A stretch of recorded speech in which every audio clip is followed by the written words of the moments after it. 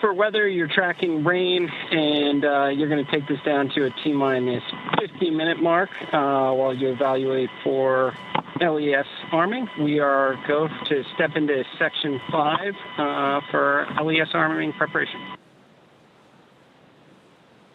That's a good read back, Dragon. All right, so quick update there for our Polaris crew, just continuing to monitor the weather as we've been saying all evening. Unfortunately, just one of those things that we can't control. Now, thinking back to the crew that will be involved with the HLS program, the Starship vehicle will perform one uncrewed demonstration flight before that Artemis 3 mission, which will be the first human surface expedition of the moon since 1972.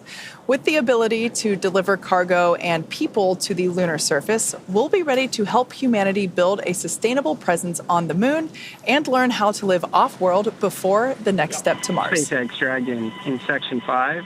Crews go for launch. Copy. Crew's ready for launch. Thanks. And great news there. Crew just confirming that they are go for launch while we monitor weather for T0 tonight. When the time comes for humans to explore the moon and beyond, they'll have to take everything with them for a surface mission.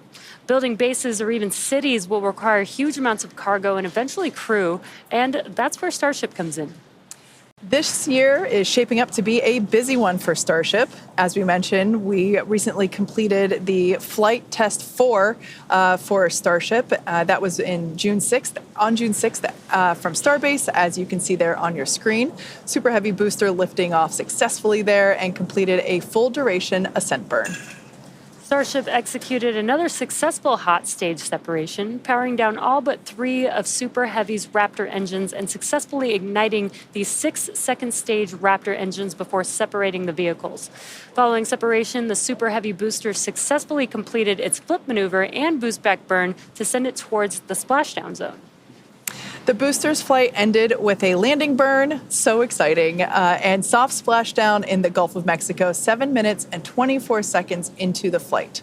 The landing was caught by both the onboard camera, as you can see there, as well as one of SpaceX's marine buoys.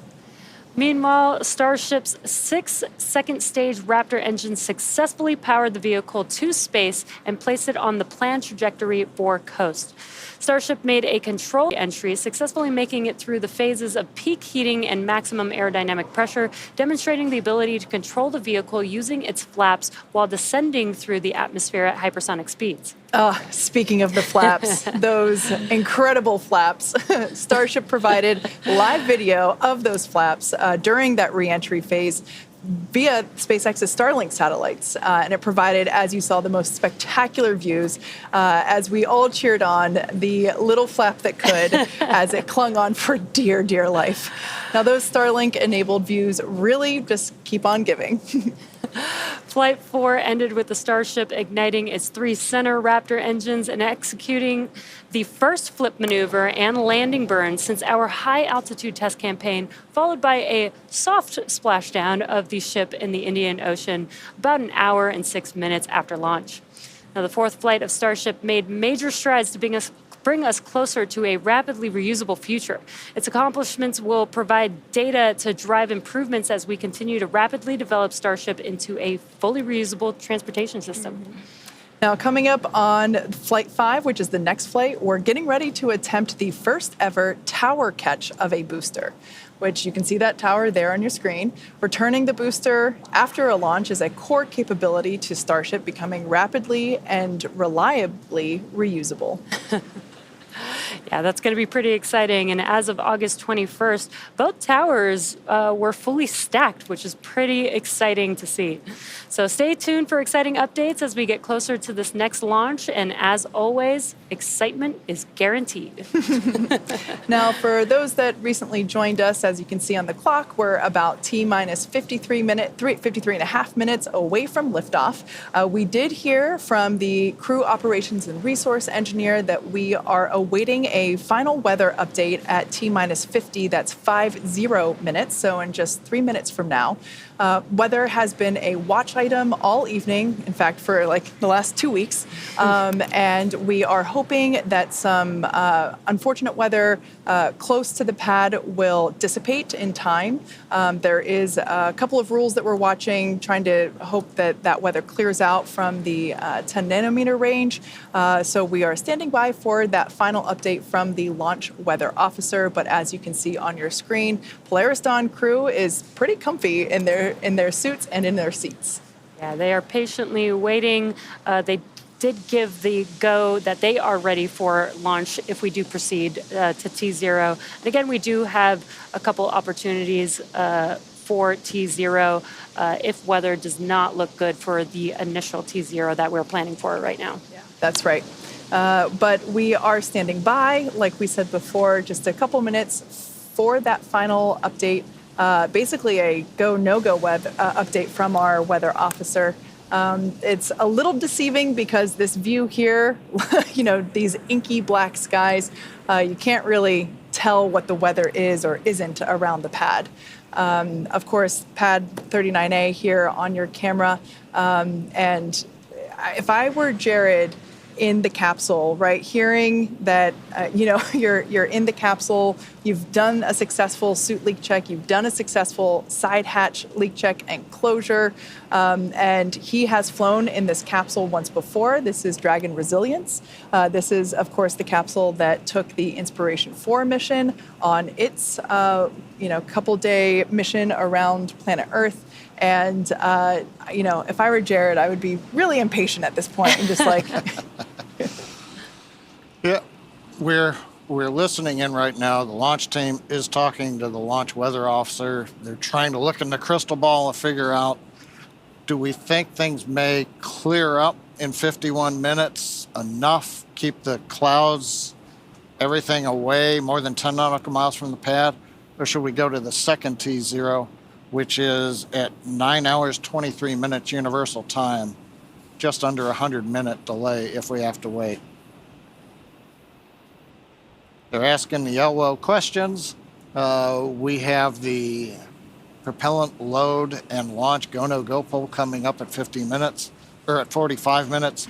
So everything's coming together right now. So we're going to listen in just a little bit more and see whether or not we roll the dice and proceed to 0, hoping that the little cells that are popping up dissipate in 20 to 30 minutes and give us a clear launch to space, or if we decide we're going to delay a bit.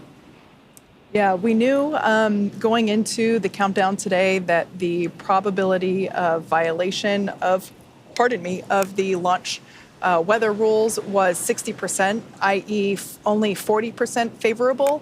So we knew that there was a chance here, but in the event that, the clouds parted, or rather just stayed away out of those 10 nautical miles, we wanted to try and take advantage of the opportunity if it presents itself. So we're keeping our fingers crossed and really hoping for that opportunity. And of course, we're talking about launch weather, but something that we've been looking at for the last couple of weeks is not only the launch weather, but also the booster downrange recovery weather, as well as the ascent phase abort scenario weather patterns. Want to make sure that if Dragon, for some reason, has to activate the launch escape system during the ascent phase, that all that weather along that corridor is clear, and the weather 5 days from now to make sure that there is a viable path for safe crew return when their mission is done. So it's a lot going on. Yeah, there's a lot to look out for. And again, we are trying to make this call prior to propellant loading starting on the vehicles. That will be important for us to be able to hold if we decide to go to the additional T0 opportunities that we have. We'd like to make that call before we start loading propellant. Exactly. So we're now under T-minus 48 minutes. We are standing by for the final update from the launch weather officer. We're hoping that we get the okay to proceed into propellant load. This is such a great view. It reminds me of Tron, really. This view with the crew access arm illuminated from the interior. I love daytime launches, but there is something even more futuristic about the And nighttime all launches. operators proceed with 18.85, propellant load, go, no, go, pull. And just a quick note, launch director telling the team to proceed with the go, no, go poll. Car's going to talk to crew now.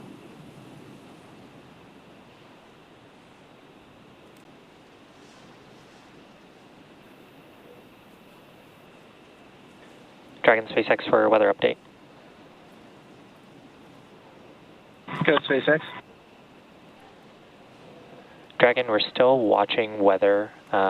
It seems that the T01 opportunity is going to have the best chance of getting us to a launch today. So we're going to be pressing into the propellant load, go, no, go, pull.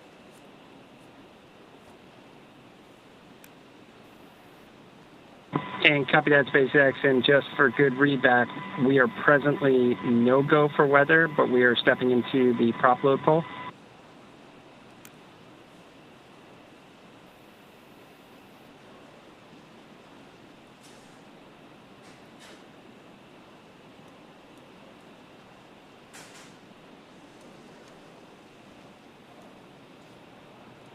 And stand by, Dragon, we're just confirming.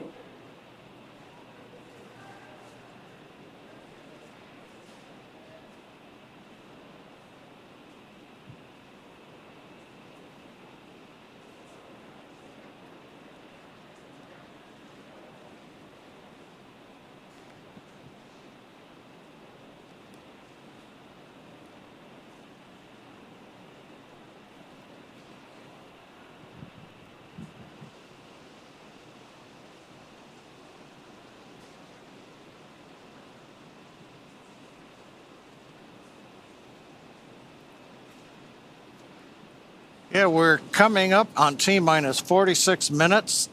They've made a determination to continue on, betting that the weather will be go in 46 minutes from now.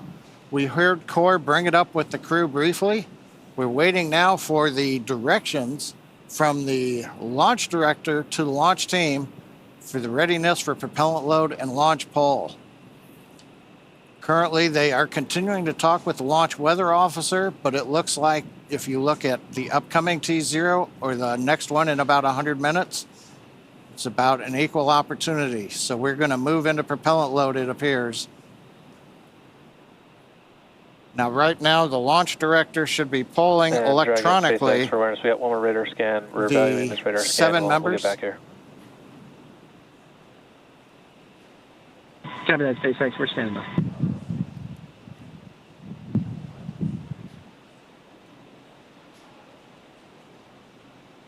Yeah, there's some discussion on the WeatherNet about a cell to the northwest and whether or not it's exceeding constraints.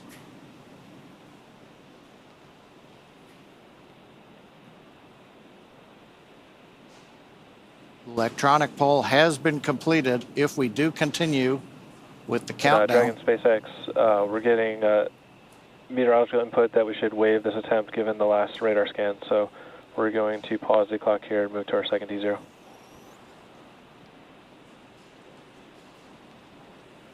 Copy that, SpaceX. And we are standing by for the second T0.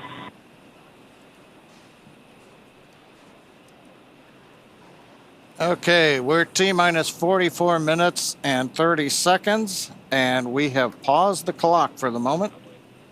We got a last-minute update. One cell right at around the 10 nautical mile border had popped up on the radar returns.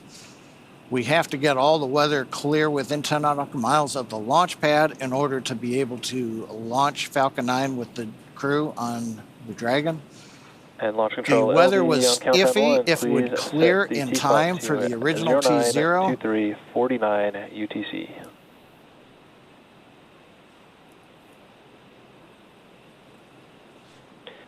And LD, that's 09:23:49 UTC. That is correct. Launch director confirming the planned new T0, 09:23:49, I believe, universal time That would be at 5:23 a.m. on pad 39A. And the clock is counting 209:23:49 UTC. As you can see on the webcast screen now. Dragon SpaceX launch tee time has been moved to 092349 Zulu. Stand by for seat rotation, after which you will remain in the capsule with the side hatch closed. Please confirm when you are ready for seat rotation.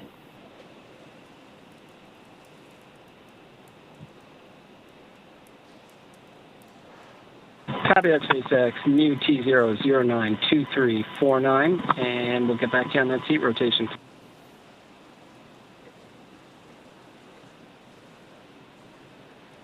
We just heard the core. SpaceX Dragon, we're ready for seat rotation. SpaceX copies. We will report when initiating.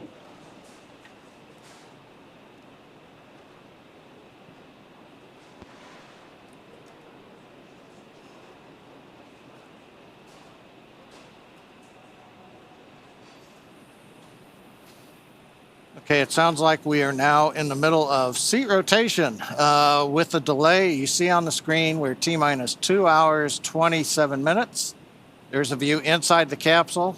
They're working on their tablets, getting their updated clock.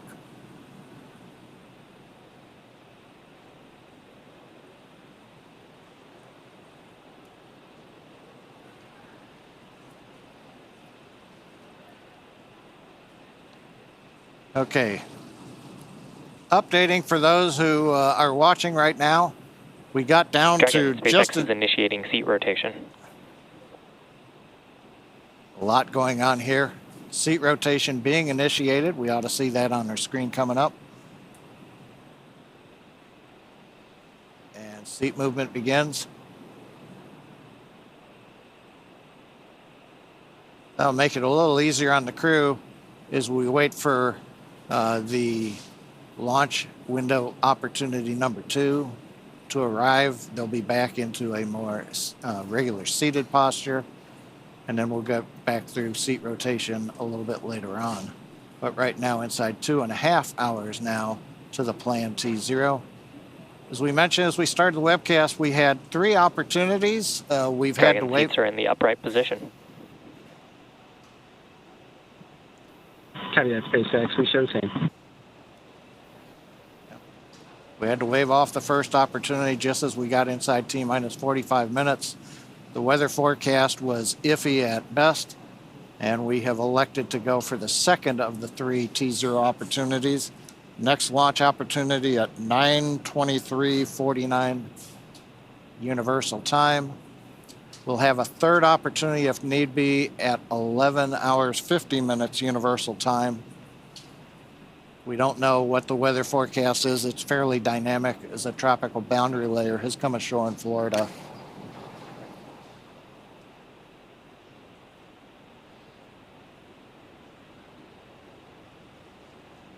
Now, just before we had the hold, the launch chief engineer had pulled both the Dragon and Falcon 9 teams, verifying that if we were to hold at this point in the count, just at T-minus 45 minutes before we began propellant load, that both the Dragon and the Falcon teams were in a good position to hold the clock and then recycle back to the T-minus 2 hours and 25 minutes that you see on the screen now.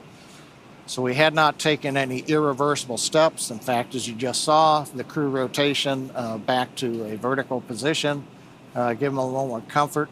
They will remain inside the Dragon capsule as we continue to count down. Everything is good for Dragon, as well as for the Falcon 9 team. We had not begun loading propellant into the Falcon 9, and so we were able to hold the clock and wait till we get closer, and then we can resume the final checks and the propellant load of Falcon 9. Hopefully, fingers crossed, for a launch coming up in 2 hours and 24 minutes. And of course, we'll be continuing to watch the weather throughout the early morning in Florida. As I mentioned just a moment ago, it is dynamic conditions. The concerns we had were not winds, It was twofold. A shower was passing over the launch pad that was just had rain in the ascent trajectory, but we expected the rain shower to dissipate. The bigger problem is there are frontal boundaries north and south of the launch site, and we were then seeing cells popping up, and that made us a little concerned that they may still be around at T0, and we would then have had to scrub for the day. So the good news is we are still counting down for launch. We're going to wait 2 hours and change and see how things go. And with that, Kate, Atticus, Jesse, we got close. So close. But we're still here with another chance. Yeah, but we're not out of the fight yet. Obviously, we would have preferred for weather to cooperate, but the safety of the crew is the top priority. So we're unfortunately going to have to wait around just a little bit longer. SpaceX Dragon for T0 clock. Go, Dragon. Yeah, SpaceX, just wondering when we should expect a reset on our T0 clock.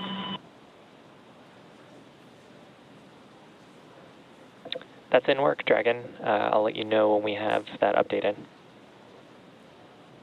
Yeah, Core just working through some housekeeping And cut that SpaceX. with the Dragon displays.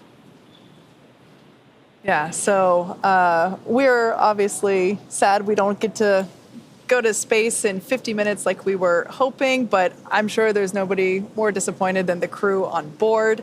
But let's take this opportunity to learn a bit more about them. The Polaris Dawn mission has many first-time objectives, so the Polaris program, of course, chose a crew of experts who know each other well and have a foundation of trust that they can build upon as they undertake the challenges of this mission. So we've seen him before on Inspiration 4, Mission Commander Jared Rook Isaacman. As I mentioned, he was the commander of Inspiration 4, the world's first all-civilian mission to space. Jared holds several world records, including 2 speed-around-the-world flights in 2008 and 2009 for the Make-A-Wish Foundation. He has flown in over 100 air shows as part of the Black Diamond Jet Team, dedicating every performance to charitable causes. In 2011, Jared co-founded what would become the world's largest private air force, Draken International, and that trains pilots for the U.S. Armed Forces. In addition to his role as CEO of Shift 4, Jared is an accomplished pilot and astronaut with over 7,000 flight hours. Here's a little bit more about Jared.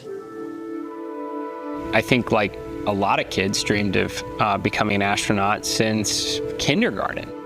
I still remember checking out just big color picture books of the early days of the space shuttle. I remember talking to my kindergarten teacher, telling her that someday I was going to go to space. And I still remember she said to me that she'll be watching in her rocking chair. And then I think you just build on it with like just awesome movies like The Right Stuff and Top Gun, the original, and Space Camp, the movie, for sure. All you had to do is go to space camp and a robot would accidentally send you into space. If you are thinking about or dreaming about being an astronaut someday, it is totally possible. You do not have to be one of the lucky few struck by lightning. Organizations like SpaceX and others in commercial space are making it possible where hundreds, thousands, tens of thousands of people are going to go to space someday, and you don't have to be a test pilot. You could be a doctor, a nurse, someone in the healthcare field, someone building the software that runs on the spaceship. And it's just so many possibilities for a future that's going to have, tens of thousands, maybe hundreds of thousands of people in space in the not too distant future. It's just so awesome to think about.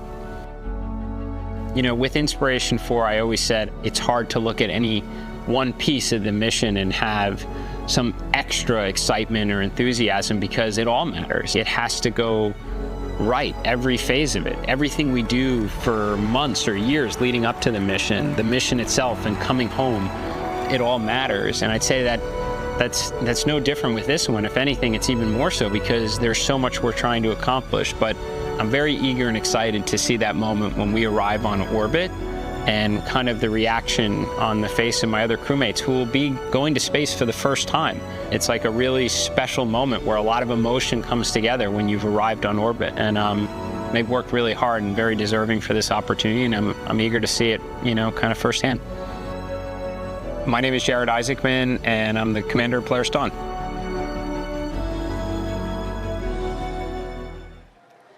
Mission pilot Scott Poteet served as the mission director of Inspiration 4, and he goes by his call sign, Kid. A retired U.S. Air Force Lieutenant Colonel, Kid served for 20 years in roles that included commander of the 64th Aggressor Squadron, Thunderbird No. 4 demonstration pilot, U.S. Air Force Weapons School graduate, operational test and evaluation pilot, and flight examiner. Kid is a command pilot with over 3,200 flying hours and has logged over 400 hours of combat time. Following his Air Force career, Kid served in various roles, including VP of Strategy at Shift 4. Let's hear from our mission pilot himself, Scott Kid Poteet.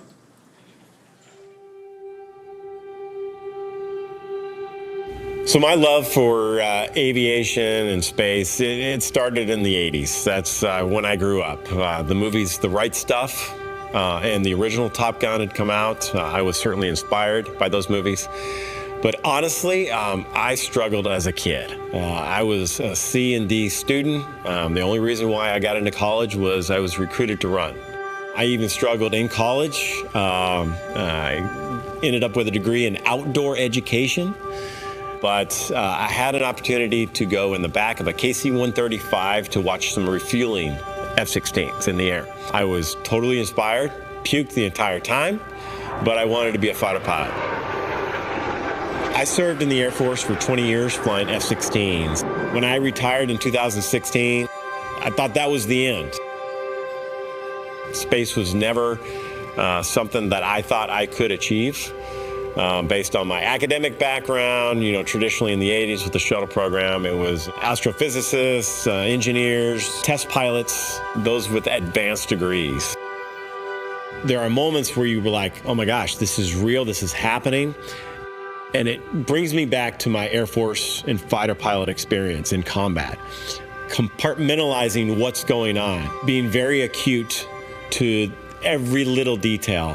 Throughout this entire training process, we have these aha moments. And when I have these aha moments, I think about what it's going to be like when it is liftoff. And I think I will be in that very intense moment of being aware of all the details around me, all the senses, watching all the parameters of the rocket, staying very focused on the mission.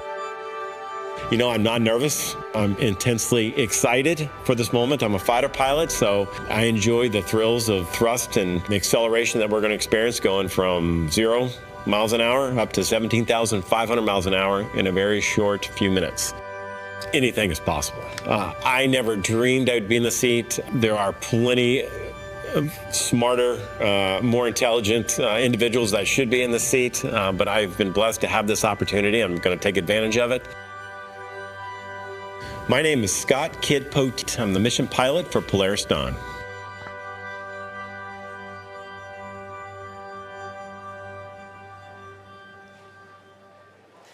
Mission Specialist Sarah Cooper Gillis is a lead space operations engineer at SpaceX, responsible for overseeing the company's astronaut training program. She helped prepare NASA astronauts for the Demo 2 and Crew 1 missions, and most recently directly trained the Inspiration 4 astronauts. Sarah is an experienced mission control operator who has supported real-time operations for Dragon's cargo resupply missions to and from the International Space Station as a navigation officer and as a crew communicator for Dragon's human spaceflight missions. In 2015, while studying at the University of Colorado Boulder, Sarah started an internship at SpaceX and then moved into the astronaut training program full-time after graduation. Here's a bit more about Sarah. So I cannot technically claim that I am a Boulder, Colorado native as much as I would love to. I was born in California, but I moved to Boulder when I was about 2 or 3 months old. And that's where I went to college as well. I went to the University of Colorado at Boulder, and then eventually started as an intern at SpaceX. I would say I didn't always dream of going to space. I think my interest really changed in high school, and I thought human spaceflight was fascinating. I think I heard of the concept of this future job of running a space hotel, and I was like, wow, that's wild and cool. If that could be the future, that's something that I would like to think about. So I just started looking and pursuing human spaceflight topics and doing things that really interested me, because I didn't think going to space was necessarily a possible outcome. But along that journey, got to help with some really cool things, and that obviously led to going to space today. One of the professional accomplishments that I'm most proud of is bringing back and launching Bob and Doug was so massive. Like, that's the first time we returned launch capability to the US. Like, this is so big, and it was such an immense team effort to get Dragon to the point of flight for the first time. And then for me personally, then taking that and transforming that and growing our training program to support the first all-civilian crew with Inspiration 4. Those two missions certainly stand out for me. When I sit in the spacecraft, I think more than anything, what is going to go through my mind is just seeing all of the components that came together to make this machine, and all of the people that made those components and tested those components, being supported by the thousands of people at SpaceX that are making this possible and dedicating their lives to safely flying people to space and back. My name is Sarah Gillis, and I am a mission specialist on the Polaris Dawn mission. And rounding out the Polaris Dawn crew, mission specialist and medical officer Anna Walker-Menon, who also serves as a lead space operations engineer at SpaceX, where she manages the development of crew operations and works in mission control as both a mission director and crew communicator. During her time at SpaceX, Anna has led the implementation of Dragon's crew capabilities and developed critical operational responses to vehicle emergencies. Prior to SpaceX, Anna worked for 7 years at NASA as a biomedical flight controller for the International Space Station. She received her bachelor's degree in mathematics and Spanish from Texas Christian University and her master's degree in biomedical engineering from Duke University. Let's hear a little bit more from our other SpaceX team member, Anna Walker-Menon.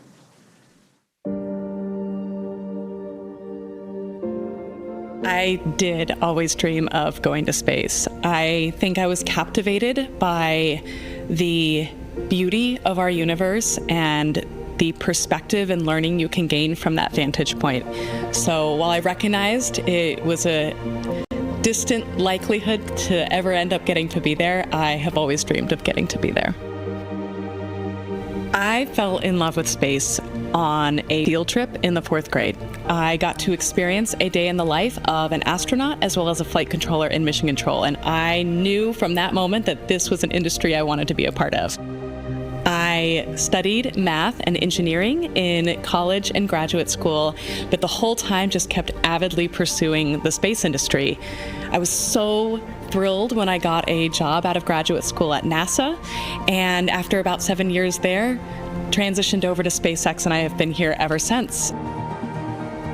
On launch day, I think I will have a lot of things on my mind. I think one piece will be intense focus, remembering all of the work and the learning that we have gone through thanks to SpaceX to execute every piece of this mission to the best of our abilities. I will also be thinking about the massive team that it took to get to this moment, and probably honestly feeling a lot of gratitude. And then thirdly, I think I will be trying to memorize the moment.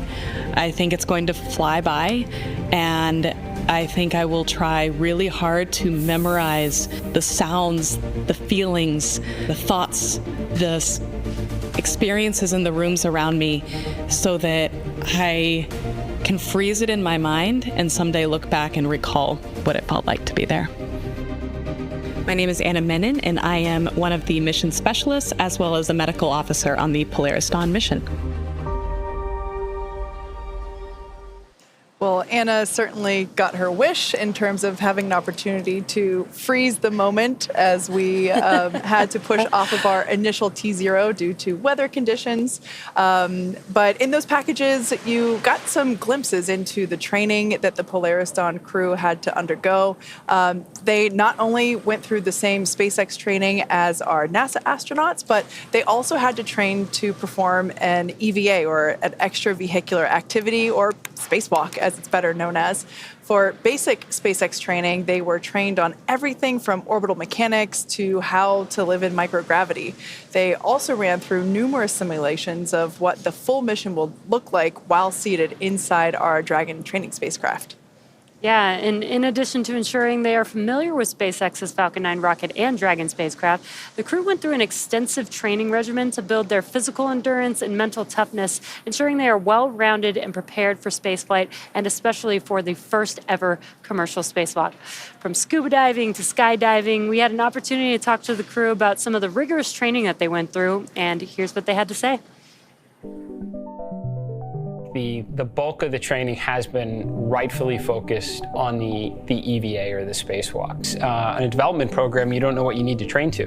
Like, how can we run pressurized operations, simulate microgravity, but also have like a simulator that's powered, with hatches to get in and out of, so we don't have to submerge that in a pool. We looked at a suspension system solution where we can set up a physics model that allows you to pressurize the suit, put on a harness, and then a hoist will lift a suited crew member up.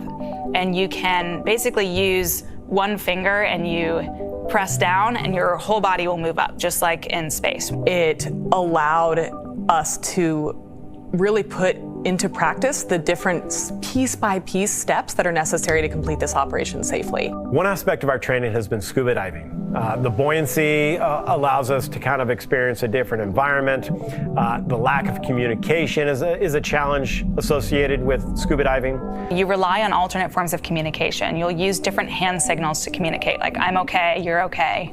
So I would say scuba diving has a ton of great training lessons that are directly applicable to our spacewalk. I have to say, I think the max fun here was the skydiving we did at the Air Force Academy. That was some of the best training ever. When I dropped out of that airplane, sitting in the airplane as I was going up, I felt those nerves, all of that rush of emotions that comes with, recognizing that you are about to do a really high consequence operation. And you're standing out, leaning into the wind, out of an aircraft, and then you just let go and you fall. It was incredible training, some of the most memorable training we've done. For the centrifuge training, the purpose is to go through both a launch and a reentry, as well as a launch escape mission profile in this human centrifuge that's spinning you around and imparting forces on your body that are similar to the ones that we will experience when we go through those operations actually in space. When you're in space, you have to deal with the circumstances that you're dealt. Similar fashion is climbing a mountain. You're on the side of a mountain, it's taken days to get to where you're at, approaching the summit. You're dehydrated, you're hungry. You learn to manage those stressors. And those are all good preparation techniques in getting ready for space exploration. We've had it all. We've had unbelievable, highs, and we've had lows. It's just been a great 2 years of growth. Some of the best times of my life. Dragon is the first private spacecraft to take humans to the International Space Station, and it's currently the only vehicle capable of returning significant amounts of cargo to Earth. It's also the first private spacecraft to take an all-civilian crew to orbit during the Inspiration mission in 2021. Over the last 4 years, the spacecraft has supported 13 human spaceflight missions and flown 50 crew members representing 14 countries. Through missions like Inspiration 4 and Polaris Dawn, Dragon is helping lay the groundwork for deep space exploration, rapidly expanding our knowledge of how humans will adapt, live, and work in space. Dragon can also help discover more about our home planet. With upcoming missions like From 2, we aim to do exactly that. Named in honor of the ship that helped explorers first reach Earth's Arctic and Antarctic regions, the crew of From 2 will be the first to explore Earth from a polar orbit. From 2 will be SpaceX's 6th commercial astronaut mission, and will allow the crew to observe Earth's polar regions through Dragon's cupola at an altitude of 425 to 450 kilometers. Over the years, Dragon has proven to be quite a versatile spacecraft. It can autonomously dock to the space station when outfitted with the ISS docking adapter. In free flyer mode, the docking adapter can be swapped out for a cupola for the best views while in orbit, and that'll be the case with the upcoming From 2 mission. Finally, we have our newest option, which is the Skywalker hardware to support a spacewalk, and the Skywalker will be making its debut on Polaris Dawn. And in addition, who knows what else the future will bring. Now, while the crew gets situated in Dragon, let's take a moment to get familiar with the spacecraft that we will call home, that the crew will call home for the next 5 days. Designed to be the safest spacecraft ever flown, the fully autonomous Dragon stands nearly 27 feet tall and 13 feet in diameter. Dragon is capable of carrying up to 7 passengers, but for today's mission, it's carrying the 4 members of the Polaris Dawn crew. The crew will spend the majority of their time in the pressurized section, which is the top portion of the spacecraft you see there on your screen, and this allows for transport of people and environmentally sensitive cargo. Dragon's trunk, which sits just below the pressurized section, not only carries unpressurized cargo, but also supports the spacecraft during ascent, and it remains attached to Dragon until shortly before re-entry into Earth's atmosphere. And as you can see there, half of the trunk is covered in solar panels on the left side, and that's to provide power to Dragon during flight. The spacecraft is also equipped with 16 Draco thrusters, which are used to orient the spacecraft during the mission. Each Draco thruster is capable of generating around 90 pounds of force in the vacuum of space, and these engines are just as important to Dragon as the Merlin engines are to Falcon 9. In addition to these 16 Draco thrusters, there are 8 Super Dracos, and these power the spacecraft's launch escape system. In the very unlikely event of an emergency, the Super Draco engines can power Dragon half a mile away from the launch vehicle in less than 8 seconds. And just like the Falcon 9 first stage, Dragon is also reusable. In fact, the Polaris Dawn crew is flying today in the exact same spacecraft for NASA's Crew 1 mission, as well as Inspiration 4. That said, there are a few changes that we've made to Dragon for this mission. In order to accommodate a spacewalk, this is the first Dragon to be outfitted with a Skywalker in place of the cupola observation dome. The Skywalker is a structure that is mounted to the top of Dragon, as you can see there, and the astronauts will use this to assist in exiting and re-entering the spacecraft during their spacewalk. This Dragon is also carrying Starlink, making this the first mission to attempt to use the Starlink network in orbit. Inside of Dragon is a router connected to a user terminal located in Dragon's trunk, and this terminal will be linked to a new device known as the Plug and Placer, which will enable the spacecraft to communicate with Starlink satellites that will be in orbit below Dragon. Now, we're very excited to see all of this in action, but Dragon has to get up there first. So let's take a look at the rocket that will be taking our crew and Dragon to space. Dragon will be delivered to orbit today by SpaceX's Falcon 9, the first orbital class rocket capable of reflight. Reusability allows us to refly the most expensive parts of the rocket, and that in turn drives down the cost of spaceflight. To date, Falcon 9 has performed 369 orbital launches, 326 landings, and 300 reflights.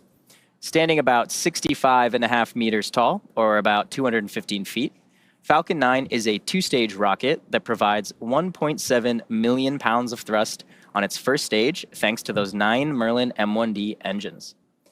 And today's mission will be the 4th launch and landing for this particular booster.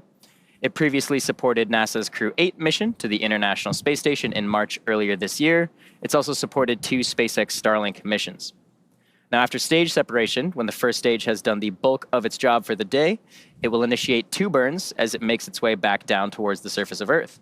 First is the entry burn to help slow Falcon 9 down as it prepares to re-enter the thicker layers of Earth's atmosphere. Finally, the landing burn will further decelerate the rocket just enough to perform a precision landing on our drone ship. Just read the instructions. And that drone ship is currently stationed downrange in the Atlantic Ocean. The Falcon 9 first stage is equipped with 4 landing legs, and these are made of state-of-the-art carbon fiber with an aluminum honeycomb. These are placed symmetrically around the base of the rocket, and they are stowed during ascent and deploy just ahead of landing. Now, moving up the rocket, Falcon 9's second stage engine ignites a few seconds after stage separation, and this engine can be restarted multiple times to place multiple payloads into different orbits. The second stage is powered by one single Merlin vacuum, or MVAC engine, and this engine is capable of more than 220,000 pounds of thrust. The MVAC features a significantly larger expansion nozzle to maximize the engine's efficiency in the vacuum of space. And at full power, the Merlin vacuum engine operates with the greatest efficiency ever for an American-made hydrocarbon rocket engine. And of course, let's not forget about the unsung inner stage, a composite structure that connects the first and second stages. It also houses the pneumatic pushers that allow the first and second stages to separate during flight. Inside of the inner stage, or rather outside of the inner stage, is where you'll find Falcon 9's 4 hypersonic grid fins, and these are at the base of the inner stage. They help orient the rocket during re-entry. Here in Hawthorne, you can actually have lunch in the cafe while watching the inner stages being made just across the aisle. Looks like we're just at about T-minus 2 hours or so. So while we continue to count down, how are things going, John?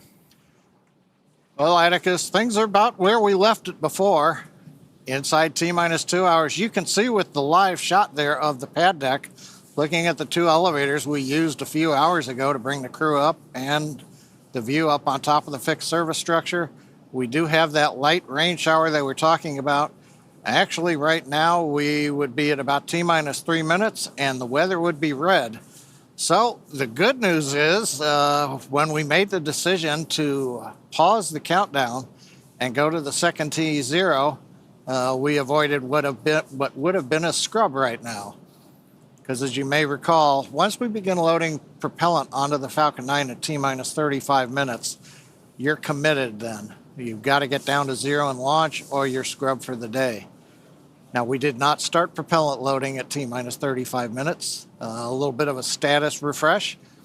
We got down to T-minus 44 minutes and 30 seconds approximately, and we called a pause or a hold in the countdown. We had just finished the electronic poll verifying that the Falcon team was go to load propellant into the Falcon 9, but we did not actually get that far. All evening or early morning, as the case may be, at Kennedy Space Center, we've been watching the weather. The launch weather officer had advised the team that a frontal boundary had come ashore in Florida. That was creating scattered cells that would pop up and occasionally violate the cumulus cloud rule, or in this case, as we just saw with the pad deck view there, or up on top of the fixed service structure, we were getting rain showers with rain higher up in the atmosphere than we would be allowed to fly through. So we continued to count down, fingers crossed, heading for that first T0, which was planned for 7:38 Universal Time. Inside T-minus 1 hour, it was still very uncertain whether or not the weather would cooperate for that first T0. The team took the decision down as far as they could inside of T-minus 50 minutes, trying to get the last little bit of information. But just as we thought we were going to press on and go with the original T0, we saw a cell pop up on the radar map that exceeded conditions. We looked at that and decided to go ahead and hold the clock. We heard the Corps then go back up, talk to the crew, tell them that we were held, and then we recycled to the second T0. Now we have 3 T0 opportunities. The first one is now passing us by as we get ready at 7 hours and 38 minutes Universal Time, 10 minutes from now, and that would have been a scrub. The next one that we are aiming for is coming up at 9 hours, 23 minutes, 49 seconds Universal Time, just under the 2 hours you see there on the countdown clock. There is a third opportunity if we need it at 11 hours, 15 minutes Universal Time. The problem we have is the weather is still uncertain enough that the team can't make a decision whether the second T0 or the third T0 is the best one. We're going to continue counting down, obviously, as you can see on the clock there. The scattered rain showers we see, those should clear out of the way. But we most recently had another no-go condition pop up. The surface electric field, essentially the measure of how the atmosphere is electrically charged, has violated criteria. We're going to continue to watch that. We think that one will clear. Primarily, we're continuing to worry about the cumulus clouds and the possibility of having to fly through rain on the way up the northeast coast of the United States as we head into the orbit at just over 51 degrees inclination. The Corps has talked to the crew on board Dragon. The mission director for Dragon, they have done their readiness polls. We've also checked with the SpaceX Falcon 9 team. They are go. Also, it appears that the next T0, there is no proximity warnings or concerns with any orbital satellites. Sometimes you have to move a launch window a minute or two if there might be a conjunction in space. Right now, it looks like we don't have any of those issues. The big question will be whether or not the weather is going to be go at the next T0. The other plan that we have is while we are in this hold for a little while, this is giving the Dragon and Falcon launch teams a chance to rotate people on and off console, take a few minutes break. It's been a long early morning for the team. Everybody continues to have support. So, we're ready to support anything that may come up, but we are giving the crew a chance to refresh. The next major event is we continue asking the launch weather officer, what's the forecast look like? What's the forecast look like? The next big one coming up will be at T-minus 1 hour and 30 minutes, just over 22 minutes from now. That's when Dragon is going to rotate the seats back into the launch position. The crew right now is sitting upright inside the Dragon that you can see there. The crew access arm, and there's a view of the crew in their upright posture, and then we'll rotate to horizontal into the launch position to get ready. That'll be a little later in the count than we had done it the first time around, but that's fine. The hatch is closed, leak checks, everything is copacetic in Dragon. So they'll get ready in an hour and a half and go back into the launch position in their seats. We'll continue to bring it down. We'll get inside T-minus 1 hour where we'll do another evaluation on what the launch looks like. And then fingers crossed, we'll be able to press past T-minus 45 minutes and get into the prop load at T-minus 35 minutes. Everything continues to look good. One reminder, the only people on the pad right now are the Dragon crew themselves, the 4 people inside the Dragon. You can see that crew access arm. The seals have been deflated. They're retracted. All of the handholds are out of the way. Everything's been cleared. The only thing really waiting for everybody is ideally we get inside 45 minutes so we can retract the arm. So nobody's going back out to the pad right now. All the vehicles are cleared off. So we're going to just continue to give you status updates as we go along. But Kate, hopefully the second T0 is the winner. The first one turns out the weather is red right now, and we wouldn't have been able to go. Yep. Well, you know what? It's been a good rehearsal so far. And realistically speaking, while the Polaris Dawn crew, I'm sure, would be delighted to be closer to, wait, how long have we been holding now? Would they be in space now? I'm not sure. My brain is a little mushy at this point. But the point is that they would still be in the Dragon capsule right now, regardless, in their seats, most likely. So they're not really doing anything significantly different physically anyway. Now, we did, as you heard John say, we did rotate the seats a bit so that they could kind of like stretch out a little bit more to be a little bit more comfortable. So, I'm guessing there's probably some like charades happening or other games involving like hand signs and so. Whatever they can do while still strapped into their seats. Exactly. Right? Yep. Yeah, oh, look, there they are. There you can see them on their tablets. All 4 of them on their tablets. I wonder if we've equipped those tablets with any games. I hope so. I mean, they'd have a lot more mobility in these EVA suits to be able to play some more games in these suits versus the IVA suits. So. Yeah, that is definitely true. Gorgeous shot there of 39A. Like we mentioned before, we are in a not quite a holding pattern because we're still progressing with the launch countdown, but we did have to reset the T0 clock due to weather, and we are fingers crossed that our second targeted T0 time will be more fruitful than the first one. Yeah, we are patiently waiting. It is T-minus 1 hour and 49 minutes until our new T0. But yeah, the crew is patiently waiting, relaxing inside of Dragon. And so now during the EVA for the Polaris Dawn crew, they will be wearing our newly designed EVA spacesuits, which we see them wearing in the Dragon capsule. And there you can see the suit on your screen. Building a base on the moon and a city on Mars will require thousands of suits. So the development of this suit and the EVA that's going to be performed on this mission are important steps to a scalable design for spacesuits on future long-duration missions. So let's take a look at the making of the suits our crew will be wearing during the first ever commercial spacewalk.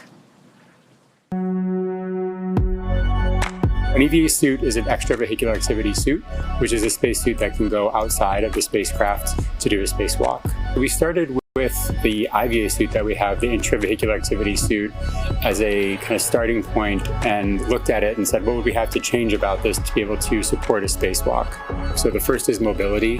The crew will have to do a lot of moving around inside of Dragon to get outside and do the spacewalk. We had to add in new joints and new features in the suit to allow them enhanced mobility while the suit's pressurized. When a crew member is pressurized in the suit, the soft portions of the suit become rigid. They need actual flexure and rotational joints to allow them to move around. It's kind of like a suit of armor made of fabric. We innovated in flexure joints to allow easy bending at the elbows and the knees, as well as a collapsible rotator joint that exists on the shoulder, which allows the suit to remain nearly fully soft, but when pressurized is a rotational bearing. The difference between the IVA and the EVA suit is that on the IVA suit, the zipper system location is in the inseam. But since we needed to have lots of mobility on our EVA suit, that was not the preferred choice. By moving the zipper system from the inseam to the waist, we mitigated risk of the stress of the zipper. And another big element was also the thermal side of things. The crew is obviously exposed to a much more extreme thermal environment during the EVA. So we want to make sure that the inside of the suit is comfortable for them and that as they interface with parts of the vehicle, that is safe for them to touch as well. The EVA suit is built and designed here at SpaceX in Houghton, California. We wanted to have something that's easy manufactured that we can handle here in-house. So we developed this new material, so it's fabric-based. We actually added a new layer to the suit, which we refer to as the Faraday layer. And this is a conductive cage around the suit that shields the suit from external electric fields. The helmet on the EVA suit looks very similar to the IVA suit, but it is really an all-new design of that helmet. It's much more robust from a thermal structural perspective since it will be taking more extreme temperatures. We are really excited to introduce this new single-pane visor helmet to the world of spacesuits. The EVA suit visor is made of polycarbonate and is coated with copper and ITO, or indium tenoxide. These two coatings together reflect the sun away from the crew, as well as reflecting infrared heat back to the crew when they are facing deep space. Our suit has a HUD, or heads-up display, which is a small display screen in the helmet, which is transparent, which allows the crew to see through the display to have unfettered access during their EVA, but it also provides critical telemetry to the crew, so pressure, temperature, relative humidity. We're trying to improve the technology and streamline it in one way, and at the same time, we're also trying to get it more and more manufacturable with each generation. The ultimate goal is that you can put on a spacesuit and go out and get work done anywhere in the solar system and not feel like you're wearing anything more than you normally wear every day.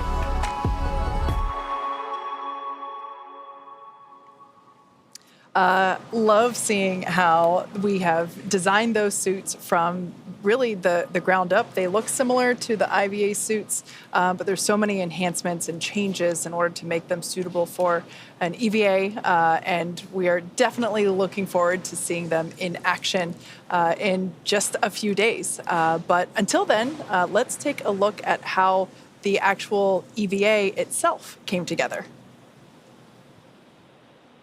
Stands for extravehicular activity, and it's any sort of operation in space where the human is getting out of the spacecraft. So in the case of Polaris Dawn, we're going to be testing the mobility of the suit. We're going to see if the in-space operation matches the training we've done here in Hawthorne. There's really a lot of different things that can happen during an EVA, and this is the first step for Dragon and SpaceX. When I first started working at SpaceX, I never thought I'd be training a crew to do an EVA. It's brand new, it's so unique, we've never done anything like this before, and so we wanted to make sure we had the best possible training program for this mission. We want to see if we can train a spacewalk on Earth in a way that's representative of what it feels like in space. Even though only 2 people are going to be going outside during this first EVA, all 4 crew will be in EVA suits going down to vacuum. Dragon was always designed to vent to full vacuum, but we've never taken a full Dragon capsule down to vacuum, and this will be the first time we do it in space. We actually put crew into a chamber at Johnson Space Center in Houston and had them live the exact profile that they will experience, and making sure that no one actually experienced decompression sickness. We have a couple new training assets for Polaris Dawn to train the EVA specifically. The suspension system that we have is situated on top of the platform of our capsule simulator. The lines drop through the hatch. They attach to a single crew member inside the capsule. We can lift them up and get them situated so that they can egress the capsule and perform their tasks at Skywalker, the mobility aid. The Skywalker, what's amazing to me is a lot of people are going to think it's a metallic structure just bolted to the top of Dragon, but a lot of development effort, testing went into the Skywalker. So we actually used similar technology as we have in the Super Draco chambers to apply a thermal barrier coating to the outside of the Skywalker. That is going to be a really, really amazing mobility aid on the front end of Dragon. We also developed a sideways simulator, so we flip the hatch on its side. In the event the hatch fails to close, they can manually close the hatch. We have them do that in a sideways suspension system, so gravity isn't helping them close or helping them open that hatch mechanism. It's new development for Dragon, it's new development for SpaceX and the industry as a whole.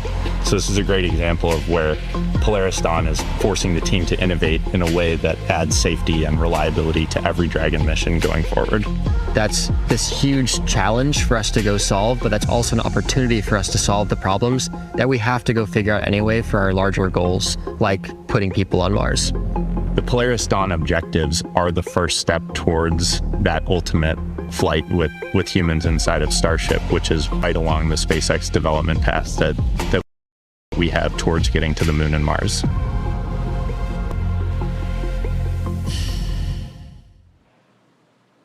It is so exciting to see not only development of the EVA suit, but the EVA operations as well, and how so much has specialized for this mission with the goal of having the ability to open that top hatch and have Jared and then Sarah go out and test the mobility of the suit and the functionality. And to me, it's just so cool to be able to see the design and the planning that went into all of that to make what is about to happen. Yeah, what I think is super cool is that historically, they've done training and the crew has done, scuba diving, but typically training has been done in a swimming pool in their suits, right? But as we just saw, the training team got very creative and found different ways to not have to submerge, each crew member in their suits into water and have to deal with that, but be able to do this simulation training in a different way that made it a lot easier to maybe repeat the training and, keep the suits clean and be able to manage that, which I think is so cool. Yeah, I think we really just kind of innovate across the board, right? Just every aspect of the mission, from the hardware to the training itself to just our processes. So It's really great to see all of that. One thing that actually really stuck out to me is the mention of how these suits will sort of be used in the far future. I love how we always keep just the big picture in mind. The goal of SpaceX, make humans an interplanetary species, get to the moon, get to Mars, get beyond. And so we really incorporate that into all of these sort of stepping stone missions, right? Like we're pushing the boundaries, we're doing this first EVA, we're developing these suits, but maybe in a few years, who knows, we're going to be having thousands of people in these suits doing work all over the place on the moon, on Mars. It's just so inspiring and incredible to sort of be a part of that story and get to hear about some of that from the crew. Yeah, and these suits, they look cool, but they're super functional, and thinking about what the future suits, the functionality that those suits will carry is like, I think that's a good point of just like the far future, what will that look like is very, very cool. Well, you talk about the far future, and it may be because it's going on 1 a.m. here, and we've got another hour and a half. But in the near future, my question is, Halloween's coming up in the United States. Anybody want to make a mock-up suit and go around trick-or-treat? Maybe your kids, It's like, hey, do you want to dress up in an EVA suit? I bet we're going to see a lot of those this year, huh? Yeah, the different style suits for the costume. You don't have to just stick with the white and the gray. You could use some colors. A little bit like on Apollo lunar suits, where they would use different colored stripes to distinguish the commander, because in the photos, you're always going, who are we looking at? That's so-and-so and that's so-and-so. Yeah. I love that you guys were mentioning, the future and how we're trying to work towards that now. And they mentioned when they were making the spacesuit that they're thinking about the manufacturing. Obviously, I've been in manufacturing for almost my entire engineering career, so I love manufacturing. But I love that we think about that in the beginning stages of the design. I think that's so important, because design for manufacturability will make things a lot easier if you start with that versus, designing something that may be functional but is really hard to manufacture and having to go back and make those updates and changes. So I think that's so cool that the spacesuit team really, really focused on that with the suit. Yeah.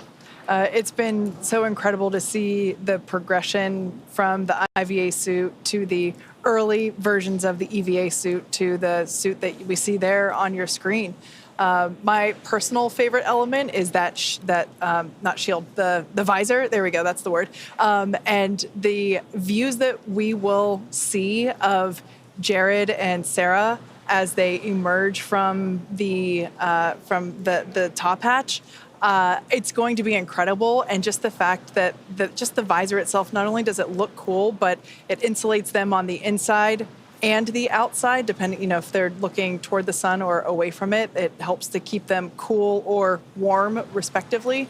I think that's just, it looks awesome, but it has an important functionality to it as well. Yeah. Kate, you mentioned the moment that Jared and Sarah are going to exit the capsule, and we heard a little bit about that experience from Mike on his multiple EVAs, and a little bit about the overview effect. I think, traditionally, the public hasn't really had, a live view into these events. So it's truly a very unique, very historical and special event that we're also going to be live streaming for the public. We're going to see their first overview effect. We're going to see them have that experience and kind of get to be along for the ride with them. So pretty exciting. That is so cool. We will have our own overview effect. That's an excellent point. Yeah, there's a camera inside of their helmet, so we'll actually get their personal perspective of that, at least for Jared and Sarah exiting the vehicles, but also we'll get to see Anna and kids, point of view from their camera too. There's also a camera located on the Skywalker structure, so we'll also be able to see Earth/space with Jared/Sarah somewhere in that photo or video, which will be so cool. Another one I'm interested, we've heard, for example, the Inspiration 4 crew talk about their thoughts. Jared comes back. He flew the first time into relatively low Earth orbit. So he saw his overview effect, but the Earth that close kind of fills up everything. Now he's going to be 1,400 kilometers up. Yeah, not doing the EVA right there, but he's going to look out through the windows. And Pete Conrad, when they went up on Gemini 11 in 1966 to just below where Jared and team are going, Pete was, he was out loud. The Earth is round. It looks different from this high. So it's like, okay, Jared, compare and contrast for everybody else who's stuck down here on Earth. What's it really like? Could you tell you are 1,400 kilometers up versus being, 250 kilometers or so the first time around on Inspiration 4?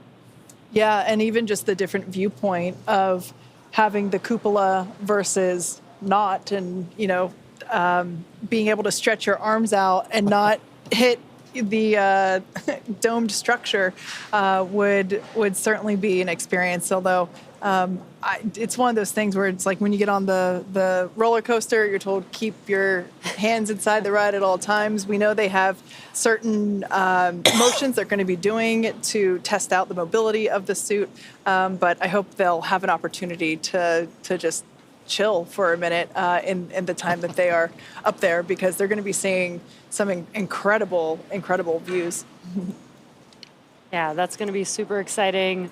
We'll get to watch them live the whole time. Again, as Atticus mentioned, we'll have live coverage, but also, they do have an EVA. It will be scheduled. They will need to follow some procedures. Obviously, the EVA is for a test. It's to test the EVA suits, but we do have some margin in there. So they might be able to get, if they're able to complete their test, they might just be able to get a minute or two to themselves to be able to enjoy that view.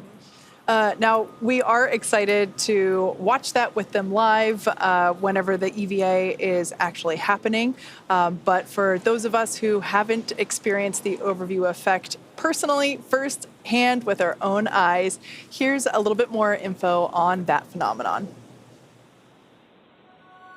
The overview effect is that sensation or that feeling that you get when you see our whole world from the perspective of being outside of it. It ranges the whole spectrum from like how delicate the Earth may appear because, it's only this thin blue line that separates this habitable atmosphere of our home planet to, the vacuum of space. It's hard to comprehend what the impact is going to be when I first see Earth from space. It just reminds us of how fragile our planet is. One of my roles on this crew is to shoot as much footage as we possibly can so we can bring it back and share it with the world. The big picture awareness that you gain from that sort of perspective when you're, journeying amongst the stars and see our entire planet as we know it there outside of your window, and kind of the philosophical and the many different emotions that it provokes inside of you when you see it that way. We have barely begun our journey to explore the worlds around us. And that hit me right when I saw the moon rise around Earth and saying, like, come on, it's been 50 years. We got to get back there, and we got to get to Mars, and we got to figure out how to get out of our own solar system and try and figure out what this is all about. There's so much incredible footage that crew members have taken from space and that you see from satellites. I think it's one of the things I'm looking forward to most on the mission is getting to see the Earth from that perspective. I can't wait to share what that experience is, but I guess I'll have to let you know once I get back. As you might imagine, the Polaris Dawn crew has spent a lot of time together through all of the training and preparation for this mission, and naturally that fostered some great camaraderie. So let's hear what the crew had to say about their team bonding. I have so many wonderful memories working with this crew. One of the memories that stands out to me is back at the beginning of our relationship formation, and that was when we were climbing Cotopaxi together. The highs and lows of that experience and the mental toughness required really helped break down barriers and create a platform to form a trust. I mean, you want to talk highs and lows, we were literally jumping out of airplanes. I think it just taught us an awful lot about each other, and moments of like unbelievable happiness and super lows where things weren't going to plan. Mountains, flying fighter jets. Honestly, I think it's just the mundane moments that we have together to gel as a crew, and relying upon your crew, knowing when we need to ask for help. We each do have things that we're not going to be the best at. We're not going to need to do everything. We can distribute the load to maximize what each person is bringing to the team. It's been such an adventure learning with them, learning about them, learning how to work with them. I don't think 5 days is going to be enough. It is awesome to think about getting to live and work with each other for 5 days in this capsule. Getting to be with them while floating in space, doing work to contribute to long-term endeavors of human spaceflight. I am just so thrilled and excited and look forward to it.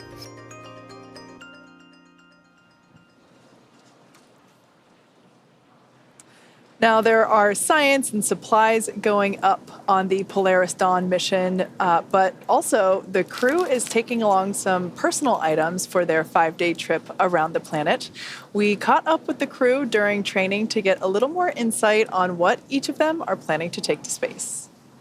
What am I going to bring to space? I've thought long and hard about this one. A book that I co-authored about a mama dragon that ends up training and flying to space. My dad's necklace, jewelry for my wife, watches. I have a Thunderbird watch and a fighter weapons school watch. I don't know, it's one of my takeaways after Inspiration 4 was it's kind of like camping, you brought too much. One of my actual debrief points was bring less. When I got married to my husband, we went to the store and picked up a Cat in the Hat book. For our entire wedding, all of the ceremony was taped in this book, all of our vows were taped in the book, and then it got passed around and all the speeches got added to the book.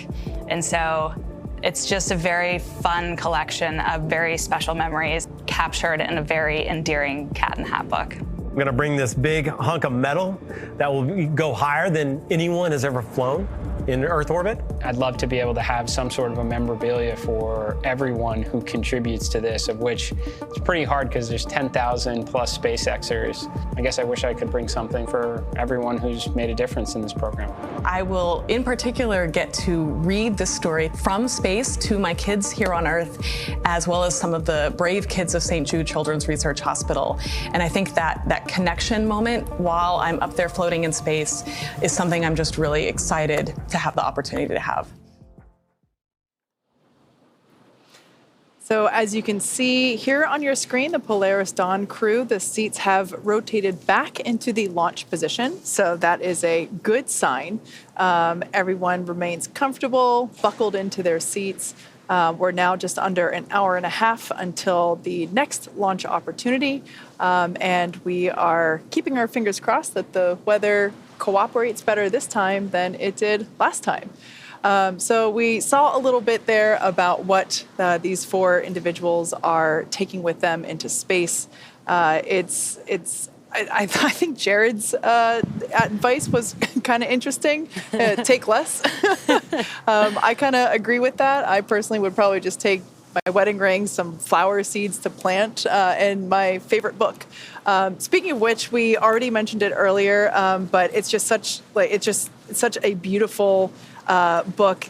This is a book that Anna actually co-authored, and it is basically just like a story for her children, and she's taking a copy with her to space. And I'm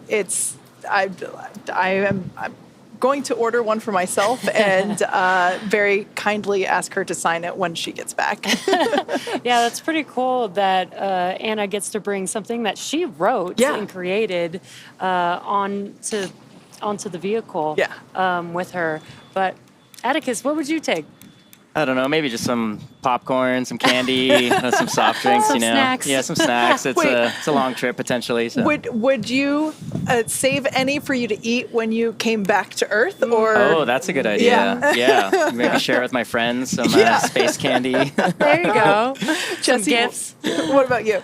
Oh, I would definitely have to bring a basketball. Of course. Basketball has made me who I am today, but what I really want to do is bring Space Jam to real life. That's my plan. Amazing.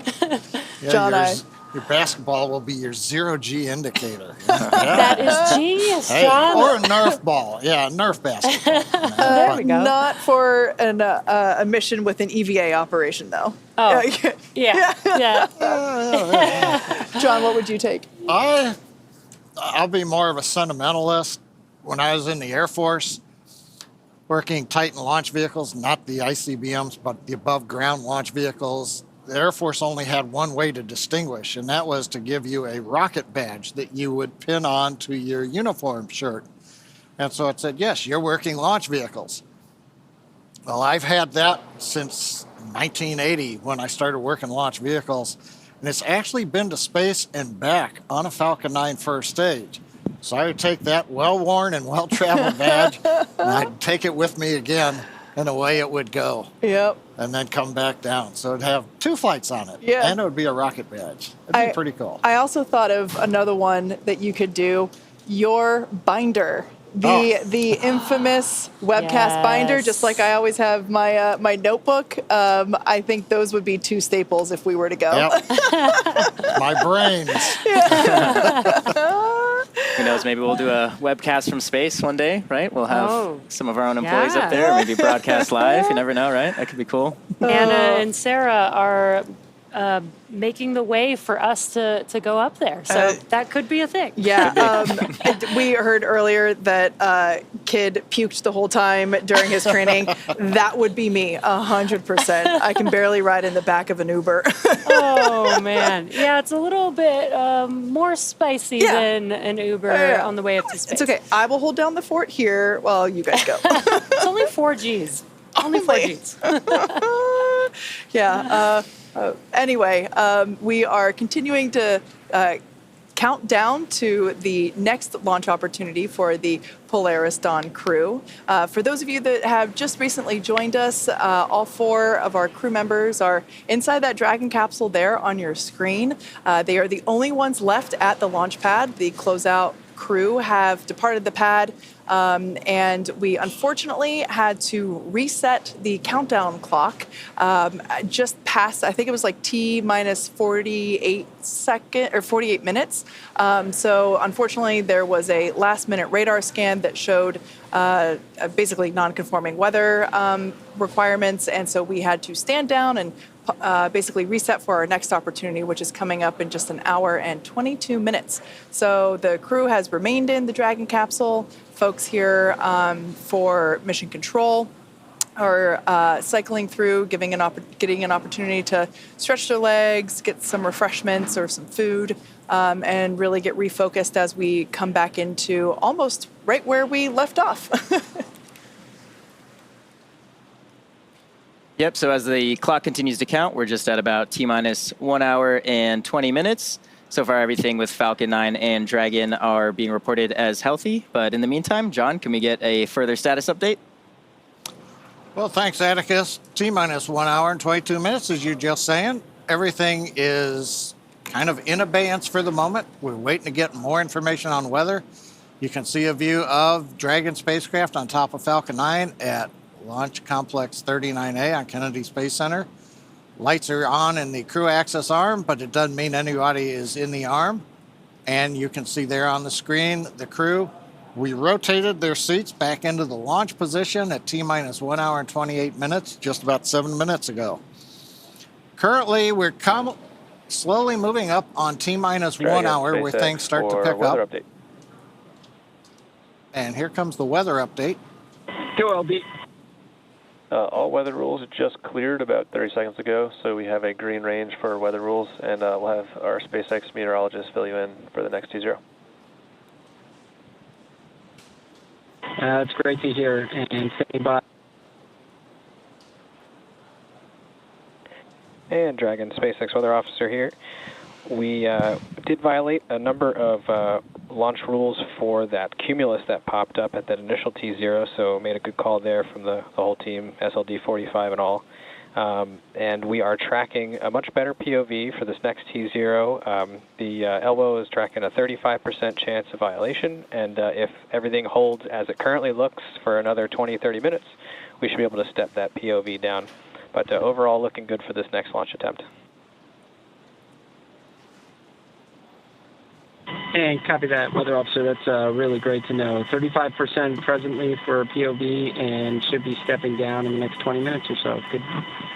Good to hear.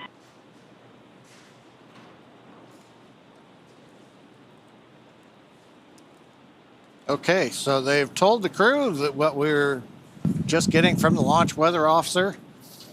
The first launch attempt we had to hold as we got inside T-minus 45 minutes. A cell had popped up and it looked like we were going to be no-go at T0, which would have scrubbed us for the morning. So instead we held off before we began prop load into the Falcon 9. That preserved a second launch attempt coming up in just under 80 minutes from now. That T0 is planned for 9 hours, 23 minutes, 49 seconds universal time, or 5:23 and 49 seconds a.m. Eastern Daylight Saving Time, just about an hour or so before dawn there in Cocoa Beach, Florida. So hopefully they'll get a good view if the weather continues to dissipate. As I mentioned, we had the crew rotate seats back into the launch position at T-minus 1 hour and 28 minutes. On the SpaceX Falcon 9 side, the launch chief engineer is going through a technical readiness poll, making sure that the Falcon team is ready to pick up the count as we get inside T-minus 1 hour. Also, amplify a little bit on the launch weather officer. It's always interesting. A probability of violation, or POV as they call it, of 35%. So that means essentially 1 chance in 3 of violating the weather constraints that we would have for a launch. It's interesting. An optimist would say it's a 60% probability of good weather. You know, I don't know why we do the probability of violation, but that's the history. It's been that for as long as I have known it. The big thing that is changing is that the weather was fairly chaotic over the last hour. It's very hard to model and predict as the boundary layer was coming ashore. What they're seeing right now in the weather radar is the boundary looks like it's dissipating. And as the Corps told the crew and the weather officer amplified, we ought to know more in about 20 minutes as we get down close to T-minus 1 hour, in which case the probability of violation may actually decrease, give us an even better chance. Still looking at a variety of things. The rain showers that we saw earlier on the camera lens, making sure that they've dissipated, that we don't fly through rain on the way up. We also want to make sure the big one is cumulus cloud rules. We don't want any thick, high altitude clouds in the flight trajectory. And then, of course, continuing to watch the winds, but that looks to be pretty good. And if the rain dissipates and goes away, then the electric field intensity, which is currently green and go for launch, should also stay that way. So fingers crossed that the weather will continue to improve and we get a go here to continue through T-minus 1 hour and then prop load and take it the rest of the way on down. But right now, Kate, things are looking a little more optimistic than they were an hour or so ago. Yeah, certainly better. Hearing that we've got a 35% chance of violating the weather requirements instead of 60, that's certainly a welcome improvement. So let's talk a little bit about the research that's going to be going up. So Polaris Dawn is the first of 3 planned missions in the Polaris program, and this will conduct extensive scientific research to expand our knowledge of humans adapting, living, and working in space. Much of this research is also intended to improve our lives down here on Earth. And like all science and research, it begins with collecting tons of data, and that process started well before today. Let's take a look. We are in the Houston SpaceX office today. We are here for our what we call L-30 or launch minus 30 days data collection for all of the research that we're doing on our mission. We have about 40 experiments, and a number of those required data collection pretty close to launch date. And so we are doing all of that data collection today, as well as doing some refresher training just to make sure we're really sharp on all of our procedures when we go to flight. There's a lot of steps for each one of these science experiments. They're beneficial for not only improving and enhancing healthcare here on Earth, but it helps us continue this progression with space exploration. What Kid and Anna are doing with the endoscope up through the nose and looking down at the vocal cords, I mean, that is not something easy to perform, in a hospital environment, let alone in space. They certainly stand to learn a lot from it. reestablishing someone's airway. That's worthwhile to know if we're going to Mars someday. But I think that's a tough one to perform in space. But you got two really highly motivated individuals that are going to try and conquer it. In space, there's inflammation. We don't have the impact of 1G pulling on that fluid. So we need to better understand what that inflammation looks like. And once we have a better understanding, we can develop the procedures and the equipment necessary to handle any type of triage situation. When we stepped into this virtual reality scenario, I think Kid and I liked it a lot because they're flying a spacecraft on Mars to kind of gather like hand-eye coordination, motor skills, some cognitive abilities now, and then they're going to compare it to post-flight as opposed to whether or not we can successfully land on Mars. One of the unique things of our missions, they're 3 to 5 days length. You maybe can't study the super long duration things, but what you can study is what happens immediately when you get up there and how soon these things start to take place. So this big problem in the astronaut community is called SANS, and it's where the astronaut's eyesight and ocular health start to degrade over time. So they will be wearing a contact that actually makes them look like a cyborg. It has little coils that can measure the interocular pressure, and then we can start testing countermeasures that might actually be able to prevent some of those negative effects. We are doing an experiment called GDS disorientation, and this experiment, we wear a set of electrodes that sends electricity essentially through our brain between our inner ears and stimulates a disorientation and an imbalance to train astronauts' adaptation to different G environments and hope to quicken that readaptation. One of the things that we're doing with ultrasound is we are going to be collecting imagery of our veins and identifying whether there's actually bubbles forming when we are changing cabin pressure. It's very possible that nitrogen will bubble out into our blood. If we see bubbles, it will be completely normal and okay if we do see bubbles, but we are hoping to capture that on ultrasound. In order for us to become multiplanetary, we've got to overcome some of these challenges associated with space exploration on longer duration missions. What we gather on orbit in a zero-G environment, in a vacuum, will help us continue this cause in furthering space exploration.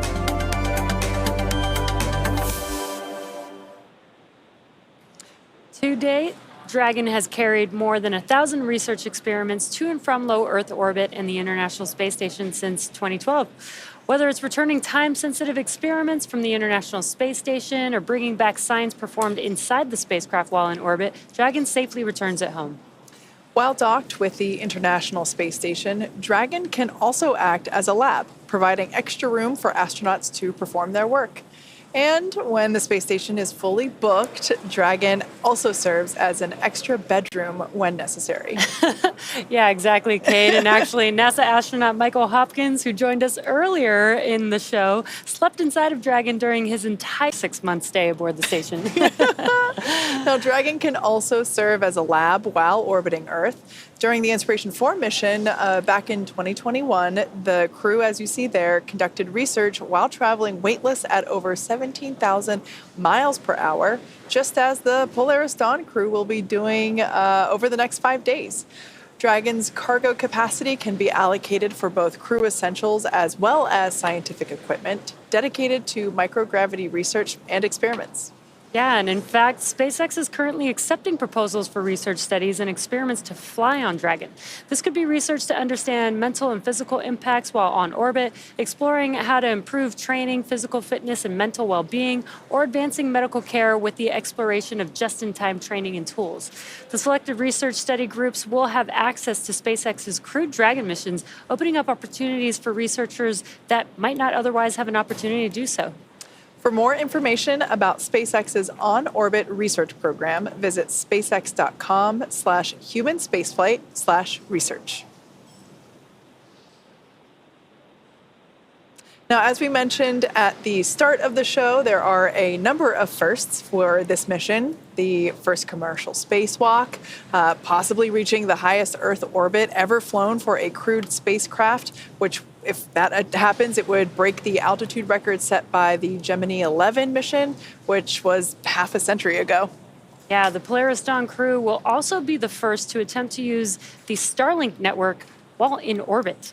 Dragon is carrying what we are calling a Starlink plug-and-placer. And Dragon, we are cycling the orbit tank isolation valves again to equalize the low flow pressure system.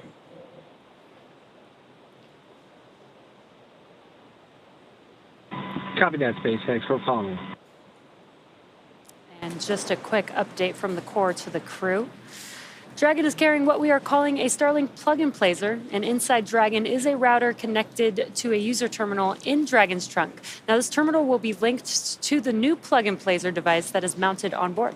And all of this will be responsible for establishing and maintaining a laser communications link with Starlink satellites, which will be in orbit about 200 kilometers below Dragon.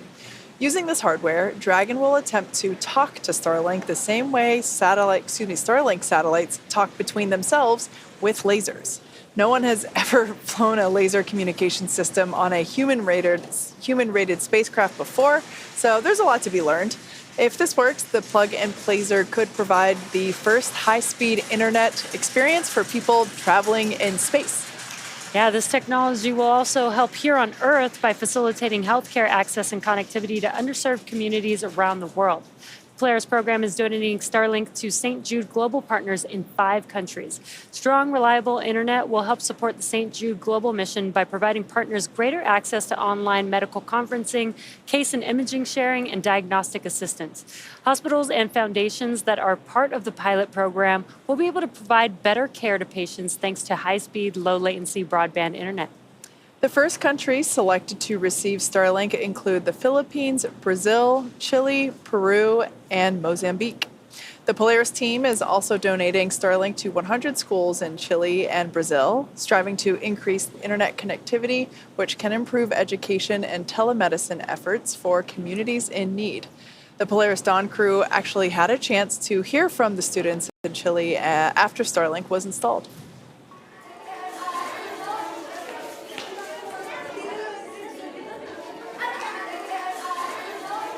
¿Por qué los hombres van al espacio?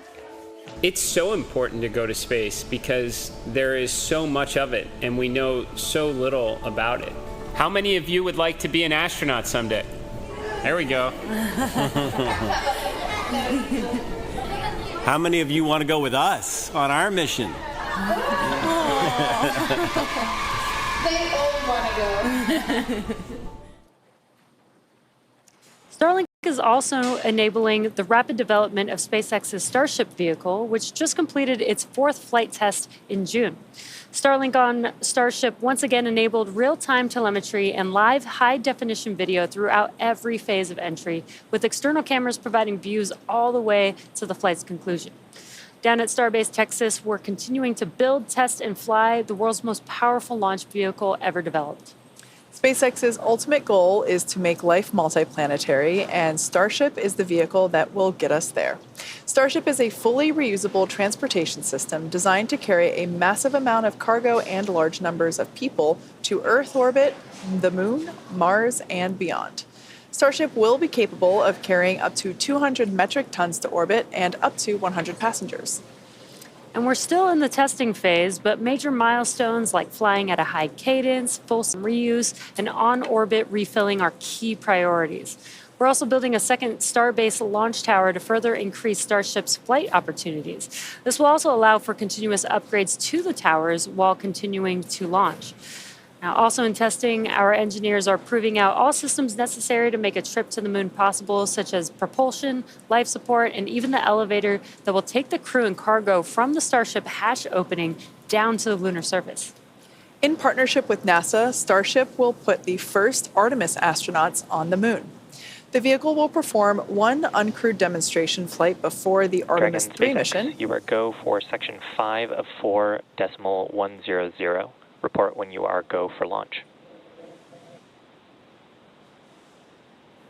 And copy that, SpaceX. We're stepping into section 5, 4.100.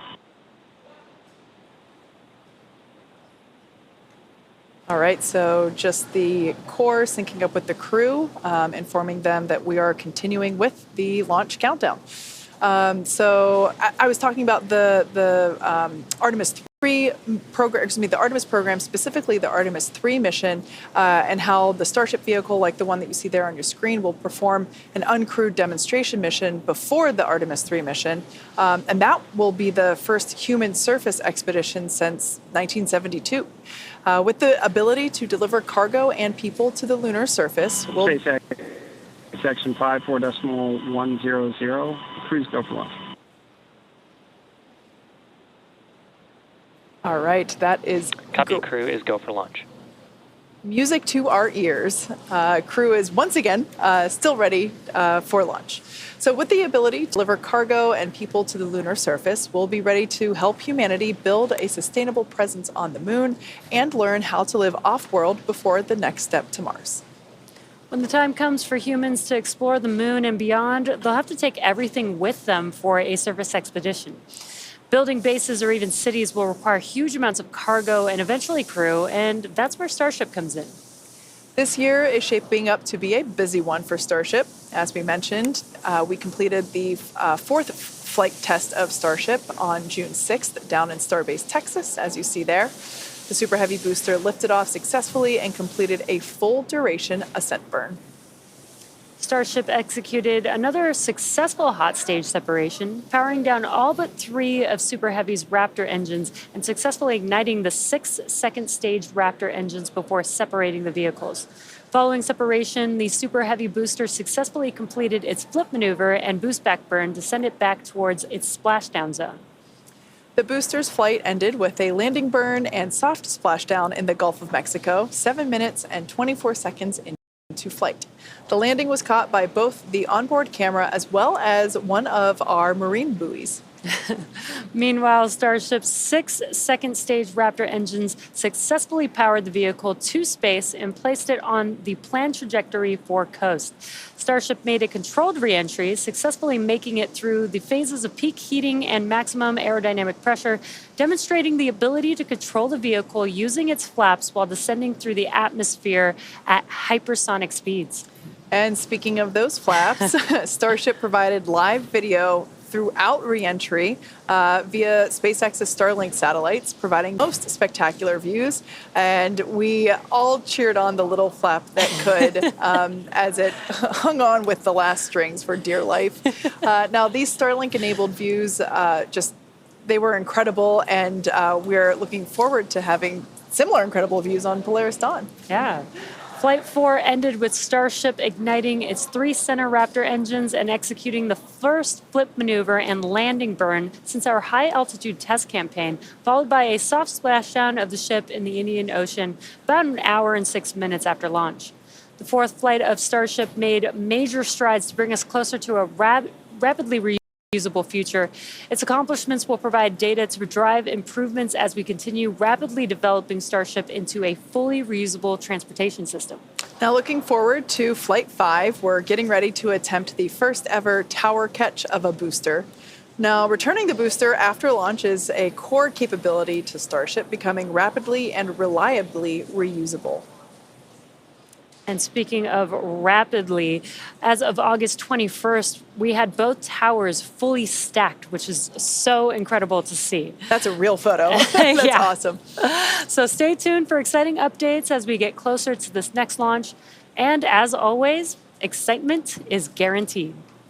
Now, for those that have just recently joined us, you picked a great time because we are exactly 1 hour and 1 minute and 13 seconds away from launch. Welcome back to the coverage for the Polaris Dawn mission.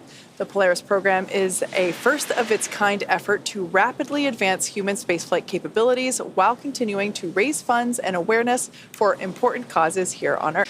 The program's goal is to demonstrate important operational capabilities that will serve as building blocks to help further human exploration to the Moon, Mars, and beyond. Polaris Dawn is the first mission in the Polaris program. The program will consist of up to 3 human spaceflight missions that will demonstrate new technologies, conduct extensive research, and ultimately culminate in the first flight of SpaceX's Starship with humans on board. The Polaris Dawn crew will be performing some incredible firsts in space, including the first ever commercial spacewalk. And this mission will fly higher than any Dragon mission to date, attempting to reach the highest Earth orbit ever flown for a crewed spacecraft, breaking the record set by Gemini 11 half a century ago. The crew will also be the first to test Starlink laser-based communications in space. They will orbit the Earth for up to 5 days before splashing down off the coast of Florida. And over the course of their mission in orbit, the crew will conduct a wide range of research in microgravity designed to advance both human health on Earth and our understanding of human health during future long-duration space flights. Now, liftoff time is still holding for 5:23 a.m. Eastern, and we're currently tracking no technical issues with Falcon 9 or Dragon. The range is green, and weather at the moment is cooperating, but the last POV that we had was 35%, and we heard that it was going to improve as we get closer to T0, so fingers crossed it stays that way. Now, over the last more than 3 hours, I think more like 5 hours at this point, the Polaris Dawn crew donned their SpaceX suits and were then transported to the pad where our crew entered Dragon spacecraft, the one that you see there on your screen. Since arriving at the spacecraft, the crew were helped by our closeout team to get in their seats, those seats that you see there, attach their suits to the special umbilicals that provide breathing air and communication link to Dragon systems. They conducted successful leak checks and communications checks with the core here in Hawthorne, and that is the person who they will be speaking to directly throughout the mission. That stands for Crew Operations Resource Engineer. Yeah, and the closeout team was able to seal the hatch, which also gets its own leak check. And the closeout team has already departed the pad. Once that hatch was sealed, they were able to clear the area and clear the pad. And now we've been doing some weather checks as we got closer and closer to T0. So again, we will be doing another final go, no go for launch. Before we get to that final go, no go, the next team will do an internal poll, making sure that conditions are right with Falcon 9, Dragon, the crew, the range, and the weather, of course. T-minus 1 hour until liftoff is the final evaluation checkpoint, or the last opportunity for the SpaceX team to adjust the launch.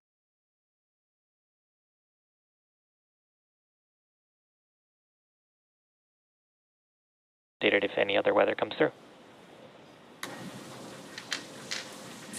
Hey, copy that.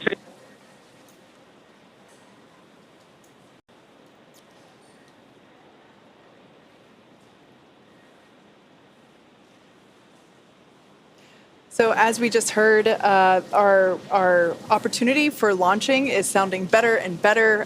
The probability of violation for weather rules has decreased from 35% probability to 20%. So that is excellent news.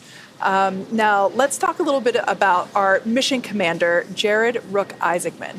He served as commander of Inspiration 4, the world's first all-civilian mission to space. Jared holds several world records, including 2 speed around the world flights in 2008 and 2009 for the Make-A-Wish Foundation. He has flown in over 100 air shows as part of the Black Diamond Jet team, dedicating every performance to charitable causes. In 2011, Jared co-founded what would become the world's largest private air force, Draken International, and that trains pilots for the U.S.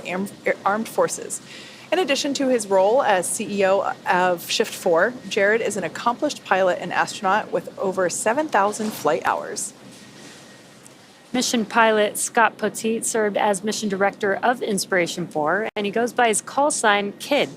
A retired U.S. Air Force Lieutenant Colonel, Kidd served for 20 years in roles that included commander of the 64th Aggressor Squadron, Thunderbird No. 4 demonstration pilot, U.S. Air Force Weapons School graduate, operational test and evaluation pilot, and flight examiner. Kidd is a command pilot with over 3,200 flying hours and has logged over 400 hours of combat time. Following his Air Force career, Kidd served in various roles, including VP of Strategy at Shift 4. Mission Specialist Sarah Cooper-Gillis is a lead space operations engineer at SpaceX, responsible for overseeing the company's astronaut training program. She helped prepare NASA astronauts for the Demo 2 and Crew 1 missions, and most recently directly trained the Inspiration 4 astronauts. Sarah is an experienced mission control operator who has supported real-time ops for Dragon's cargo resupply missions to and from the International Space Station as a navigation officer and as a crew communicator for Dragon's human spaceflight missions.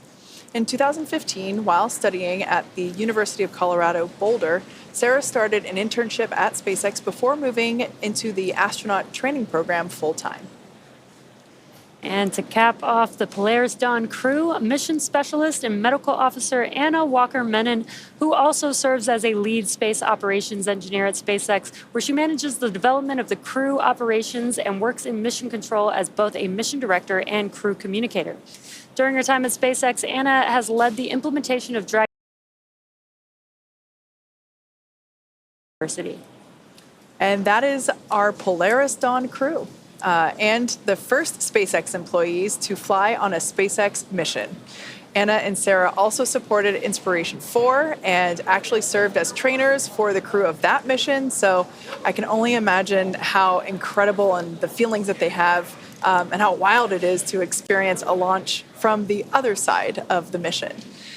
Now, as the Polaris Dawn crew prepared for this mission, they had a pretty cool opportunity to sit down with a legend of spaceflight, Apollo astronaut Charlie Duke, one of only 4 surviving moonwalkers from the Apollo program. He flew on the Apollo 16 mission to the lunar surface in 1972, and more than 50 years later, he had some great advice for our crew in advance of the first ever commercial spacewalk. We have a launch commit and we have a liftoff. The swing arm is moving back. I can see all the way to the ground, just like on the LTV. Piece of cake.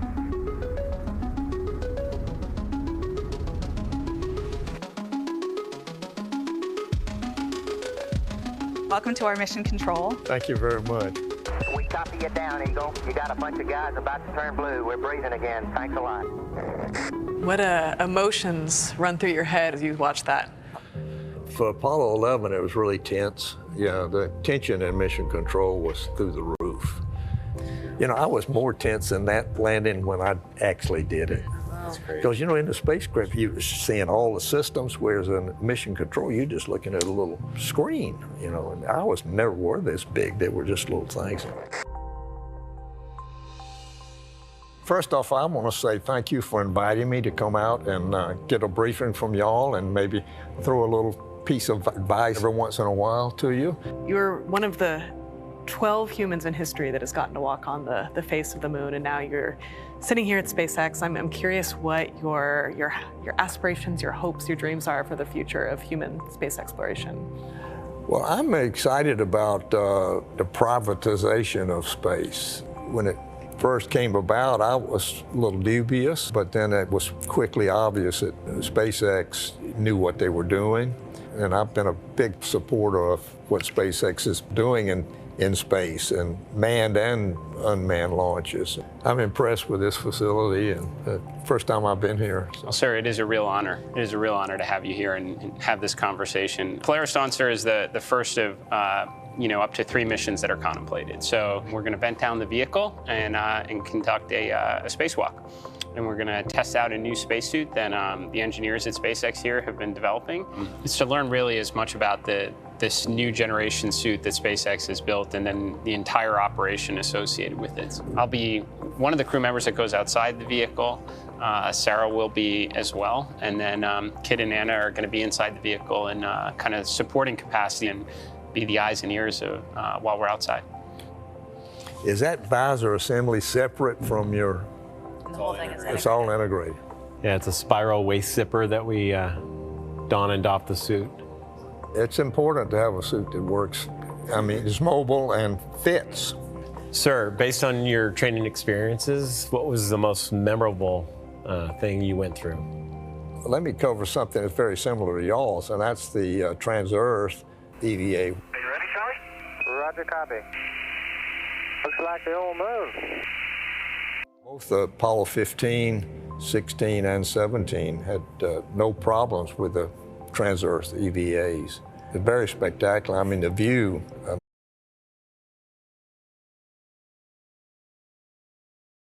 About 2 hours end to end for both depressurizing external operations and then repressurizing the spacecraft. But we'll all get suited up, depressurize the spacecraft, and then 2 people, one at a time, will go outside, come back in before we repressurize the spacecraft. My advice is don't let go. That's good advice. I wish you well. Thank you. The goal of SpaceX is to build technologies necessary to make life multiplanetary. And this is the first time in the 4 billion year history of Earth that it's possible to realize that goal. Missions like Polaris Dawn are helping accelerate those efforts by developing and testing technologies that will enable humans to live and work in space, while also improving life for us here and now. I'm a total believer in the SpaceX mission and vision. I think the world is a more interesting place when you can journey among the stars. I believe that a lot of the questions that human beings have asked themselves since the beginning of time are probably out there, and we've barely scratched the surface, and SpaceX is trying to change that. Polaris Dawn has some really ambitious objectives, and the missions that follow it will also as well. And the hopes for all of these is that we will develop technologies and test technologies that will help SpaceX ultimately achieve its long-term ambitions of making human life interplanetary. What's really unique about the Polaris Dawn mission is it's a development mission. So not only are we taking the basic fundamentals of how to live in Dragon and operate the spacecraft, but we're now adding whole new operations for new suits, new systems, a new repressurization system in the capsule.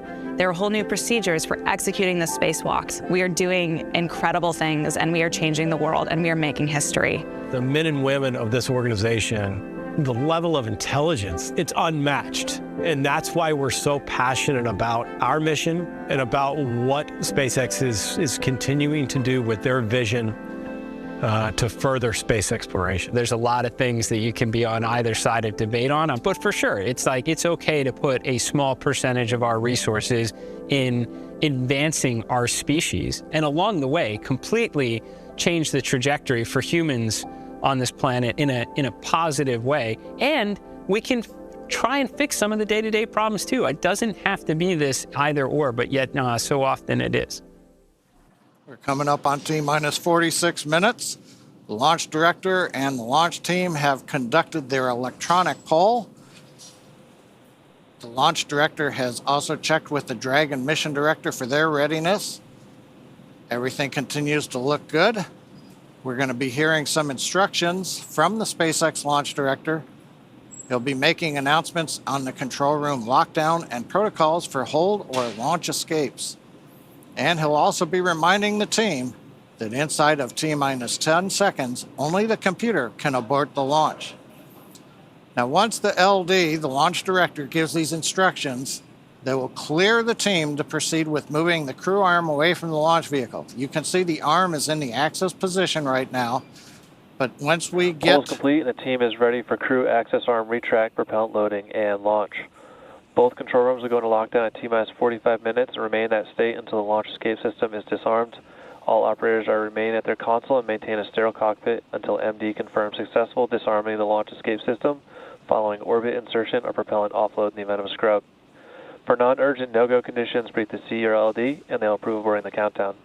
For urgent issues affecting the safety of the operation, operators shall call hold on the countdown net. Launch control will abort the launch auto sequence immediately and proceed into the launch abort auto sequence. At T-minus 10 seconds, launch control will be hands-off, relying to hear them inform the crew that access arm retract has started. We're also watching on the monitors as we see the crew access arm waiting for it to begin into motion. Now, once we get through this, then we will be arming the launch escape system, and there's a view. Access arm retraction has started. Crew access arm retraction has started. Once that's all the way back in the stowed position, we'll arm the launch escape system, proceed down to propellant load starting at T-minus 35 minutes. One other update, weather probability of violation, as we mentioned, down to 20%, and they just checked with the launch weather officer. Nothing appears to be in the area that would be a risk to T0 in just over 44 minutes.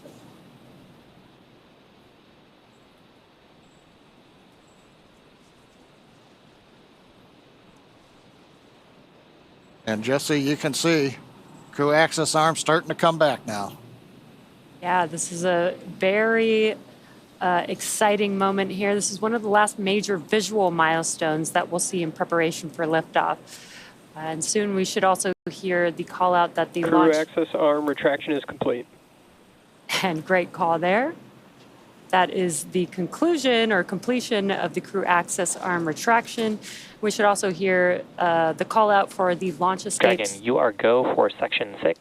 Close visors and arm the launch escape system. Copy that, SpaceX. We are stepping into section 6. We're going to close visors and arm LES. And there it is. They're getting ready to arm the launch escape system. And the crew is closing their visors, which you can see there. This is in preparation for that arming of the launch escape system. And then also coming up will be Falcon 9 prop loading beginning. Yeah, we can see their tablets there on their legs, strapped on top of their SpaceX suits. Dragon, section 6.2, our visors are closed, and we are proceeding with arming LES. SpaceX copies. So those tablets that they have provide all the information that they need for the mission. The crew, as you can see, reporting that they are ready for the next steps, reporting that all their visors are closed. Arming of the launch escape system now coming up.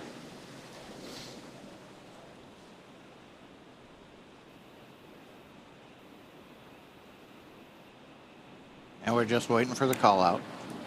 Launch escape system is verified armed. Copy that, SpaceX. We show the same.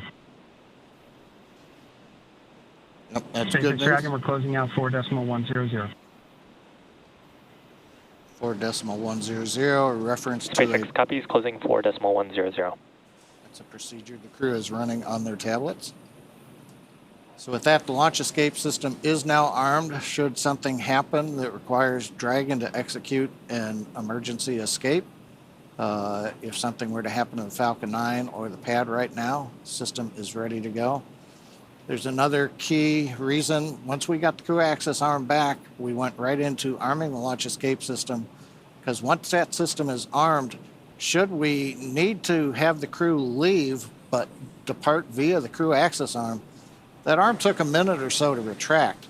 It can actually come back into the support position much faster than that. So there's a high-speed mode, but that high-speed mode requires that we be in the armed configuration so that it'll be enabled.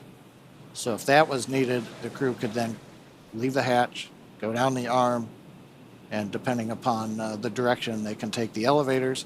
The elevators are currently at level 255. When the ground team left the pad, they send the elevators back up. So if the crew needs them, they're right there. And of course, we have the slide wire basket system on 39A is another way. So there's several ways if the crew had to leave. But the good news is, coming up 40 minutes before launch, everything continues to go well, technically, on Falcon 9 and Dragon, and it looks like the weather has begun to cooperate now.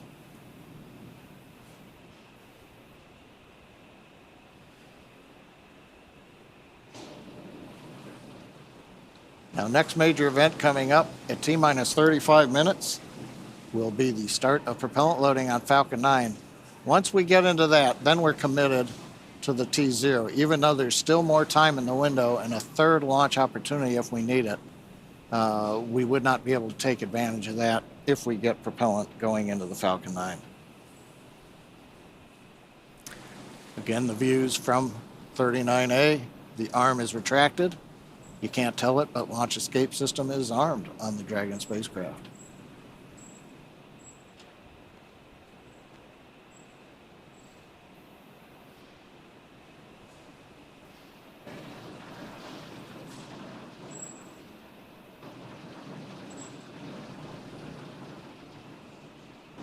It's quiet right now on the nets. Team is mostly just waiting for the clock to get to 35. And this is getting pretty exciting. You know, we were very close to this point about an hour and a half ago. And again, we did make that call due to weather to move the T0, and we did that prior to propellant loading, because once we start propellant loading, we're basically committed to that T0, which was a great call, again, from the team on monitoring the weather and going for the second T0, which has a much better probability of good weather at the T0. So very, very exciting. Yeah, definitely. We were operating at a 60% probability of violation, i.e. 40% favorable at the original T0. Called it off just before prop loading. And now, fast forward to hour and a half, 2-ish hours later, we're now closer to 20%, or not closer, we are at 20% probability of violation, so 80% favorable. So definitely a significant increase. And as you said, stepping into prop load is a pretty strong vote of confidence that we're going to be able to make it. Hopefully, fingers crossed, there is always that 20%. But we are optimistic that we're going to see our Polaris Dawn crew in orbit sooner than later. And it shows, this is a perfect example of, why we have all these procedures and these milestones where we're checking in throughout the countdown to make sure that, we have opportunities to make the right decision, again, for safety being the number one thing that we're always looking out for, especially with crew on board, but just for any mission. And we were able to... tanks will vent for the start of propellant load in 5 seconds.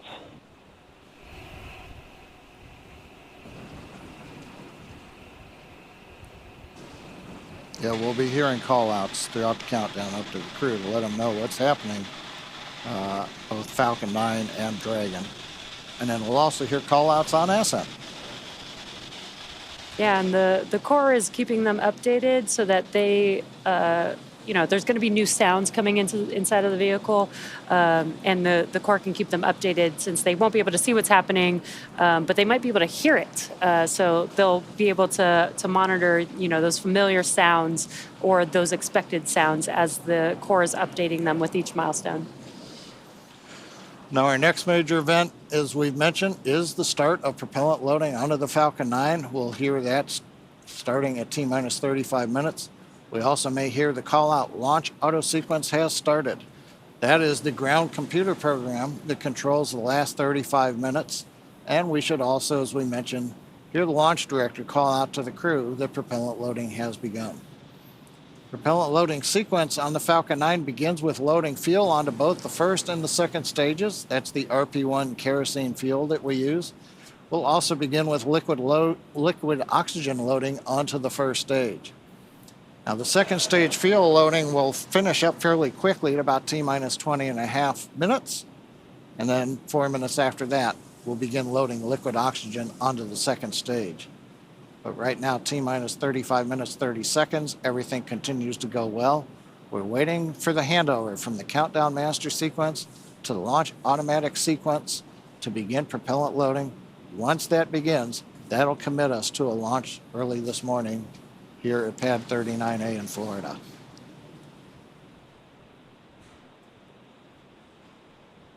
We'll listen in now for the start of propellant loading. The launch auto sequence has started. And great call out there. We just heard that the launch auto sequence has begun. This means that propellant loading has begun on Falcon 9. Now we are T-minus 34 minutes and 45 seconds from liftoff. Dragon was loaded with its propellants about a couple weeks ago, just a few miles down the road at what we call Dragon Land. In order to fly, Dragon needs a fuel and an oxidizer. And for the fuel, we use monomethylhydrazine, or MMH, and nitrogen tetroxide, or NTO, for the oxidizer. Now, together, these propellants feed the Draco engines that maneuver Dragon on orbit, as well as the 8 Super Draco engines that would power the launch escape system in an abort scenario. And again, now that fueling for Falcon 9 has started, that means the 8 Super Draco engines inside Dragon are ready, if needed, to launch the capsule away from the Falcon 9 rocket in an instant, should there be any kind of emergency associated with the rocket or the pad. Now, some of you are very familiar with the vehicles on the launch pad today, but for those of you who aren't, no worries. We're about to make you instant experts. Now, on the left side of your screen is a live view of our Falcon 9 rocket with the Dragon spacecraft on top. Together, they stand about 229 feet tall. Falcon 9, of course, is a reusable two-stage rocket, which means it's kind of like two rockets in one, the first stage and the second stage. The first stage is the bottom two-thirds of the vehicle. You can see soot from the previous 3 missions that this booster has flown, and those missions include NASA Crew 8 as well as 2 Starlink missions. The first stage is responsible for accelerating Falcon and Dragon through Earth's atmosphere and into space. To do that, it has 9 Merlin engines at the bottom of the stage. Prior to liftoff, the Falcon 9 first stage is loaded up with nearly 1 million pounds of fuel and liquid oxygen. At liftoff, the Merlin engines use these propellants to provide the first stage with a thrust greater than 5 747 airplanes at full power. These engines consume about 700 gallons of fuel per second. The first stage accelerates the vehicle through the Earth's atmosphere into space, and then separates from the rest of the rocket at just about 2.5 minutes into flight. From there, the first stage will do what no other orbital class rocket in the world can do. It will make its way back down to Earth and target a landing on our drone ship. Just read the instructions, which you can see there on your screen. And this drone ship is currently parked and holding position a couple hundred miles downrange in the Atlantic Ocean.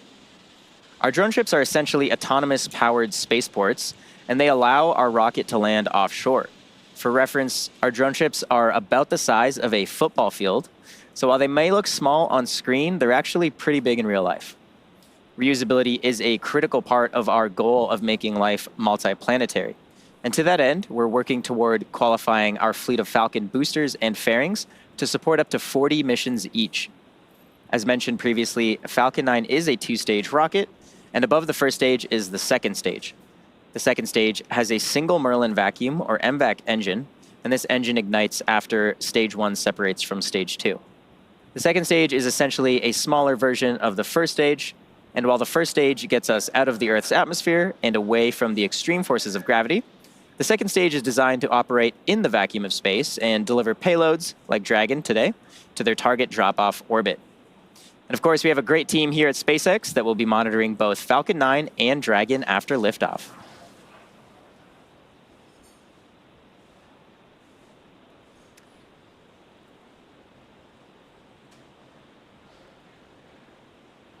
And like Atticus said, we have teams here in Mission Control, Hawthorne, and that team is responsible for close monitoring of the Crew and Dragon every step of the way as the spacecraft orbits the planet along its customized flight path. On console or headset are a number of positions who are monitoring the health of the vehicle and crew. The mission director, responsible for mission success, is in charge of that room. And the person that you'll hear talking to the astronauts, and the person we have been hearing speaking to the astronauts, is the crew. Stage 1 cryohelium load has started. The Crew Operations and Resources Engineer, or CORE. The other positions are focused on things like navigation and control of the vehicle, avionics, software, propulsion, life support systems, and communications with ground segments. Different members of the SpaceX team will rotate through these positions throughout the mission to ensure 24/7 coverage of the Crew and Dragon through splashdown, which will be about 5 days from now. And it's worth mentioning that 2 of our crew members, Anna and Sarah, have sat in these very seats before as part of the SpaceX team. Anna served in mission control during multiple Dragon missions, including Demo 2, Crew 1, CRS 22 and 23, Crew 3 and Crew 4, as well as Axiom 1.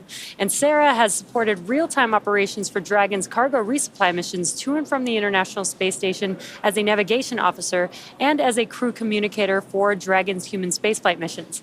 And now they'll get to see what it's like from the other side inside of Dragon. Although Anna and Sarah have trained astronauts for SpaceX missions, they were not exempt from going through that exact training themselves. The Polaris Dawn crew has gone through the same rigorous SpaceX training as our NASA astronauts. Plus, they also had to train to perform an EVA, or an extracurricular vehicle activity. We had an opportunity to talk to Anna, Jared, Kid, and Sarah about their training experiences, and here's what they had to say.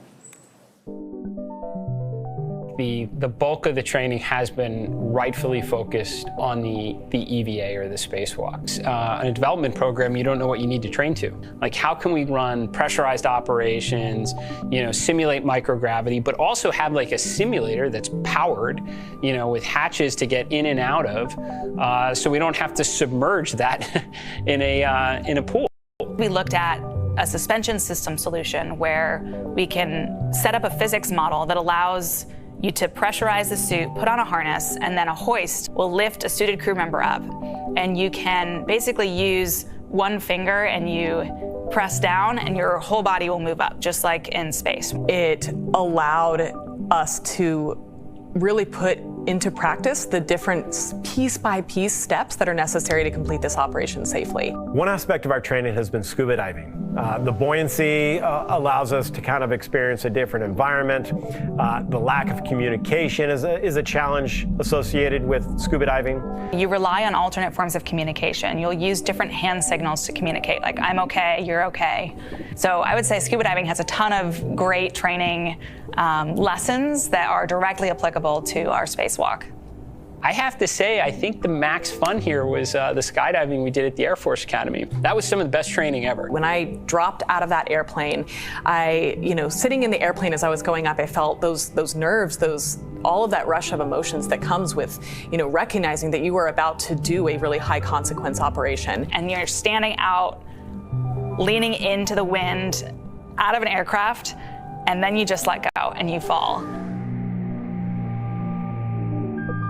It was incredible training, some of the most memorable training we've done. For the centrifuge training, the purpose is to go through both a launch and a reentry as well as a launch escape mission profile in this human centrifuge that's spinning you around and imparting forces on your body that are similar to the ones that we will experience when we go through those operations actually in space. When you're in space, you have to deal with the circumstances that you're dealt. Similar fashion is climbing a mountain. You're on the side of a mountain, it's taken days to get to where you're at, approaching the summit. You're dehydrated, you're hungry. You learn to manage those stressors. And those are all good preparation techniques in getting ready for space exploration. We've had it all. We've had unbelievable highs, and we've had lows. It's just been a great 2 years of growth. Some of the best times of my life. Before the segment, I called it an extracurricular activity. My brain is clearly tired. It's extravehicular activity. And as we mentioned earlier, much of the training that the crew went through was to prepare them to perform that extravehicular activity, or an EVA. Because Dragon does not have an airlock, the entire cabin will be depressurized. So essentially, all 4 astronauts will be performing the EVA. Jared and Sarah will exit the spacecraft to perform their tasks, while Kid and Anna remain inside to conduct their experiments and act as the ears and eyes. The EVA will last about 2 hours from the time that the cabin air is vented to when it is repressurized again. As they prepare for the EVA, the crew... Stage 2 cryohelium load has started. Good call-outs there. As they prepare for the EVA, the crew will go through a pre-breathing procedure, which will involve slowly dropping the atmospheric pressure of Dragon while increasing the concentration of oxygen in the air. This process is similar to what is known as a safety stop in the diving community. This will give their bodies plenty of time to acclimate to the difference in pressure ahead of the EVA. SpaceX designed the EVA suits for the Polaris Dawn crew, and they'll wear it during the spacewalk. The EVA suits protect the crew inside the spacecraft while also allowing them to leave the spacecraft when needed. Upgrades include new joint designs that remain soft until pressurized while maintaining mobility, improved thermal management, and an upgraded helmet with an exterior coating that acts like a sun visor, along with a camera and heads-up display that provides information on the status of the suit during the spacewalk. Let's take a look at the making of the suits that our crew will be wearing during the first ever commercial EVA. An EVA suit is an extravehicular activity suit, which is a spacesuit that can go outside of the spacecraft to do a spacewalk. We started with the IVA suit that we have, the intravehicular activity suit, as a kind of starting point and looked at it and said, what would we have to change about this to be able to support a spacewalk? So the first is mobility. The crew will have to do a lot of moving around inside of Dragon to get outside and do the spacewalk. We had to add in new joints and new features in the suit to allow them enhanced mobility while the suit's pressurized. When a crew member is pressurized in the suit, the soft portions of the suit become rigid. They need actual flexure and rotational joints to allow them to move around. It's kind of like a suit of armor made of fabric. We innovated in flexure joints to allow easy bending at the elbows and the knees, as well as a collapsible rotator joint that exists on the shoulder, which allows the suit to remain nearly fully soft, but when pressurized is a rotational bearing. The difference between the IVA and the EVA suit is that on the IVA suit, the zipper system location is in the inseam. But since we needed to have lots of mobility on our EVA suit, that was not their choice. By moving the zipper system from the inseam to the waist, we mitigated risk of the stress of the zipper. And another big element was also the thermal side of things. The crew is obviously exposed to a much more extreme thermal environment during the EVA. So we want to make sure that the inside of the suit is comfortable for them and that as they interface with parts of the vehicle, that is safe for them to touch as well. The EVA suit is built and designed here at SpaceX in Hawthorne, California. We wanted to have something that's easy manufactured that we can handle here in-house. So we developed this new material, so it's fabric-based. We actually added a new layer to the suit, which we refer to as the Faraday layer. And this is a conductive cage around the suit that shields the suit from external electric fields.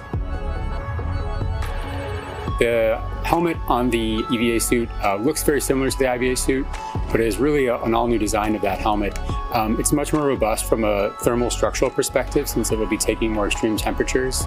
We are really excited to introduce this new single-pane visor helmet to the world of spacesuits. The EVA suit visor is made of polycarbonate and is coated with copper and ITO, or indium tenoxide. These two coatings together reflect the sun away from the crew, as well as reflecting infrared heat back to the crew when they are facing deep space. Our suit has a HUD, or heads-up display, which is a small display screen in the helmet, which is transparent, which allows the crew to see through the display to have unfettered access during their EVA. But it also provides critical telemetry to the crew, so pressure, temperature, relative humidity. We're trying to improve the technology and streamline it in one way, and at the same time, we're also trying to get it more and more manufacturable with each generation. The ultimate goal is that you can put on a spacesuit and go out and get work done anywhere in the solar system and not feel like you're wearing anything more than you normally wear every day.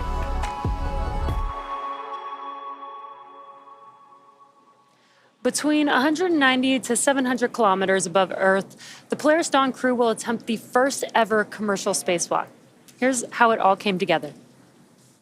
EVA stands for extravehicular activity, and it's any sort of operation in space where a human is getting out of the spacecraft. So in the case of Polaris Dawn, we're going to be testing the mobility of the suit. We're going to see if the in-space operation matches the training we've done here in Hawthorne. There's really a lot of different things that can happen during an EVA, and this is the first step for Dragon and SpaceX. When I first started working at SpaceX, I never thought I'd be training a crew to do an EVA. It's brand new, it's so unique, we've never done anything like this before, and so we wanted to make sure we had the best possible training program for this mission. We want to see if we can train a spacewalk on Earth in a way that's representative of what it feels like in space. Even though only 2 people are going to be going outside during this first EVA, 4 crew will be in EVA suits going down to vacuum. Dragon was always designed to vent to full vacuum, but we've never taken full Dragon capsule down to vacuum, and this will be the first time we do it in space. We actually put crew into a chamber at Johnson Space Center in Houston and had them live the exact profile that they will experience, and making sure that no one actually experienced decompression sickness. We have a couple new training assets for Polaris Dawn to train the EVA specifically. The suspension system that we have is situated on top of the platform of our capsule simulator. The lines drop through the hatch. They attach to a single crew member inside the capsule. We can lift them up and get them situated so that they can egress the capsule and perform their tasks at Skywalker, the mobility aid. The Skywalker, what's amazing to me is a lot of people are going to think it's a metallic structure just bolted to the top of Dragon, but a lot of development effort, testing went into the Skywalker. So we actually used similar technology as we have in the Super Draco chambers to apply a thermal barrier coating to the outside of the Skywalker. That is going to be a really, really amazing mobility aid on the front end of Dragon. We also developed a sideways simulator, so we flip the hatch on its side. In the event the hatch fails to close, they can manually close the hatch. We had them do that in a sideways suspension system, so gravity isn't helping them close or helping them open that hatch mechanism. It's new development for Dragon, it's new development for SpaceX and the industry as a whole. So this is a great example of where Polaris Dawn is forcing the team to innovate in a way that adds safety and reliability to every Dragon mission going forward. That's this huge challenge for us to go solve, but that's also an opportunity for us to solve the problems that we have to go figure out anyway for our larger goals, like putting people on Mars. The Polaris Dawn objectives are the first step towards that ultimate flight with humans inside of Starship, which is right on the SpaceX development path that we have towards getting to the Moon and Mars. All right, we are T-minus 17 and just under a half minutes until liftoff of Polaris Dawn. This mission will fly higher than any Dragon mission to date. There'll be lots of research experiments performed while the crew is on orbit, and most notably, they're going to perform the first ever commercial spacewalk. We're super excited to see the clock continue to count down. The crew is in their seats. The vehicle is actually being loaded with propellants as we speak. That began at T-minus 35 minutes. The launch system is armed, and we have gotten the okay to go from the crew. They are ready to go to space. Yeah, it's super exciting. We've got their new EVA suits on board with the crew. This will be the first time that we've ever flown these EVA spacesuits, which I think is... Stage 2 LOX load has started. Which I think is one of the most exciting parts about this mission. And we did get a good call that Stage 2 LOX liquid oxygen loading is now beginning on the vehicle. Now, this mission will orbit Earth for about 5 days. And in addition to the first commercial spacewalk, it'll be the first time that we will be utilizing our newly designed Skywalker hardware, which I love the name. And it is a mobility aid that Sarah and Jared will use in their EVA suit testing during their EVA. So we are very much looking forward to the launch in just over 15 and a half minutes now. And everything so far looking good. We had much improved weather conditions when our first T0 occurred was 12:38. Wasn't so great. Here we are sometime later, and we're looking at a 20% favorability. So as you can see on your screen, like I said, about 15 minutes from the liftoff of Polaris Dawn. Lots of excitement building here in the building in Hawthorne, just outside of Mission Control. Now, I can only imagine what the crew is feeling as the clock counts down. Now, as we all wait together, let's hear from some of the crew of the Inspiration 4 mission as they reflect on what they were feeling just before their mission liftoff. I gotta say, right now, launching, people always ask me if I was afraid as soon as the engines lit and started taking off. And I was like, no, I was ready. But for me, you know, liftoff was really about concentrating on my job as the mission pilot. And I was wondering, because you guys, you know, were able to kind of sit there and enjoy it and sense it. How was it for you? Launch was the most fun I've ever had. It I was just so excited, and people had been asking me like, are you going to be nervous? And I thought I would be, but I just, again, I kept waiting to get nervous and it didn't come. And then they're counting down from 10. And I remember saying, let's do this. Oh. And I might have had an expletive in there too.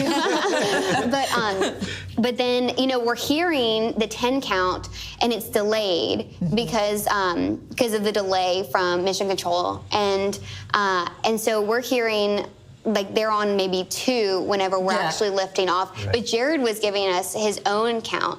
And I remember he said something like, all right, guys, get ready. And then we felt this big jolt. And then, of course, a lot of G-forces that came on really quickly, but it was just so smooth. Yeah. And I remember I had the biggest smile on my face. Like, I was having so much fun. Yeah. You know, and for me, it wasn't just sitting there idly going for a ride. It was thinking about, okay, what am I hearing? What's that pressure I'm feeling through my chest?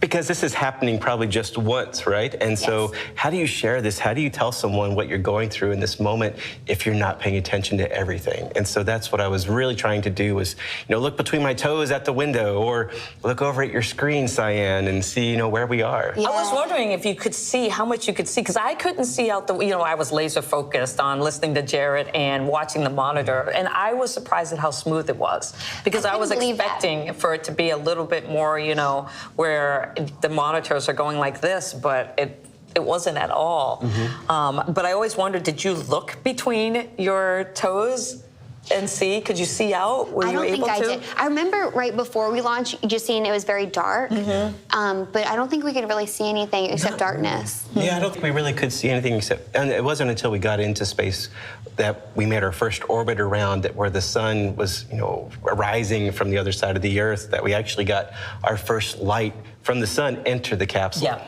Yes, and I remember saying out loud, "Is that the Earth?" And like, obviously, what else would it have been? But it was just so unbelievable. I had to say it out loud. Yeah, interesting comment about first light. We'll be launching about an hour before sunrise at Cocoa Beach, Kennedy Space Center. But as they head into orbit, I wonder how long it'll take before we get sunlight into the capsules. They're heading northeast towards the sunrise.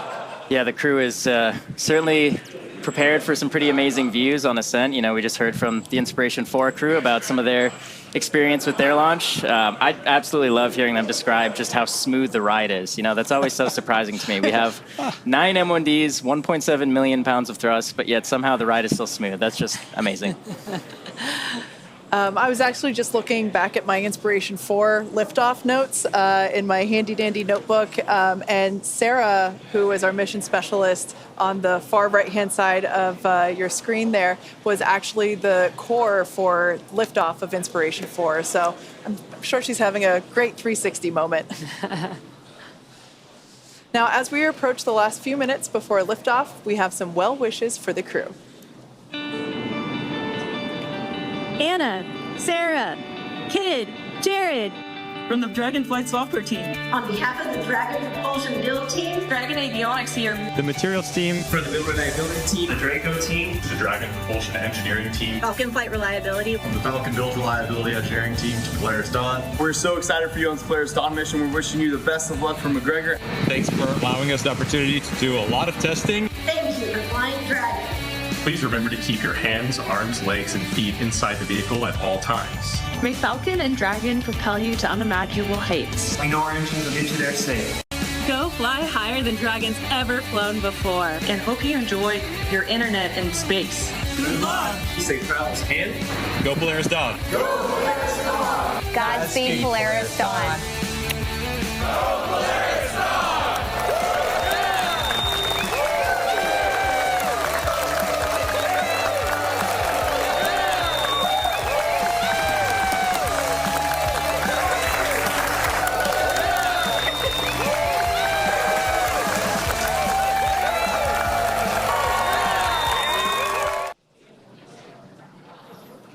We're waiting to hear Core talking to the crew, configure crew displays, and give them the farewell message. Enjoy the journey and go safely.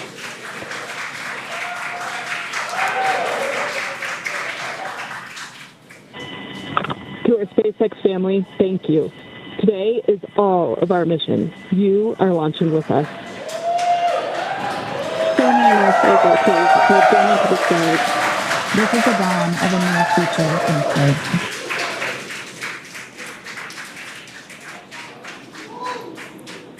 Coming up on T-minus 9 minutes and counting.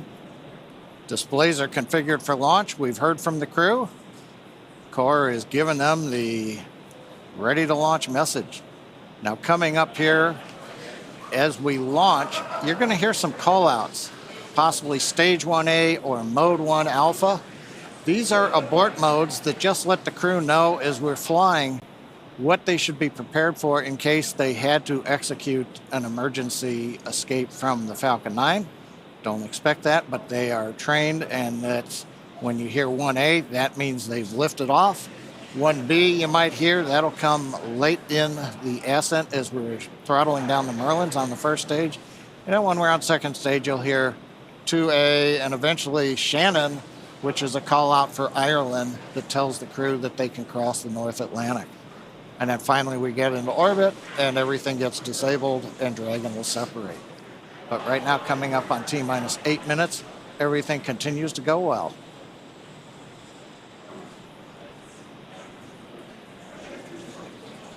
At T-minus 7 seconds, we should hear the call out that stage 1 engine chill has started. At this point in time, when we hear that, we'll know that we're beginning to flow a little bit of the super chilled liquid oxygen through the first stage engines. This helps to basically pre-chill the engine hardware prior to the full flow of that super chilled liquid oxygen.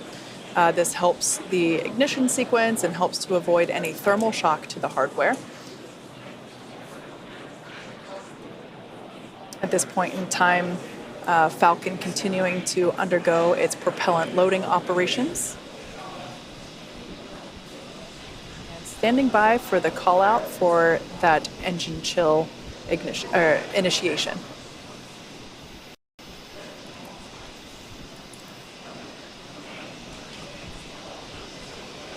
Engine chill has started. And great news there. As Kate mentioned, engine chill has begun. And we are loading propellants on Falcon 9's first and second stage. Second stage propellant loading for RP1 has completed. We're getting close to wrapping up propellant loading on stage 1. And while RP1 will be completed around the T-minus 6 minute mark, liquid oxygen loading will continue on both first and second stage as we get closer to the T0. So we should hear a call Stage out. 1 RP1 load is complete. Perfect timing. Stage 1 RP1, or the fuel for the Falcon 9 vehicle, has completed on the first stage.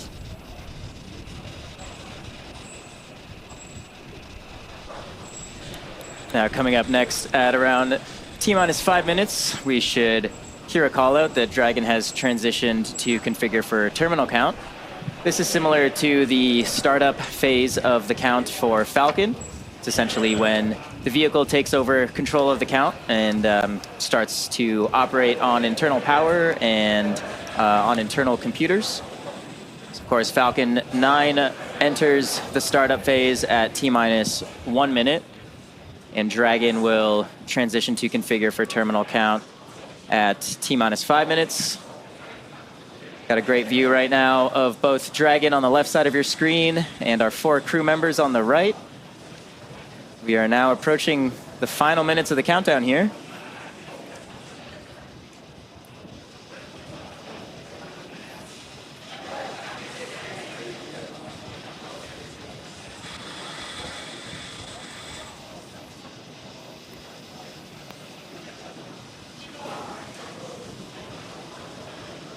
Falcon 9 tanks are pressurizing for strong back retract.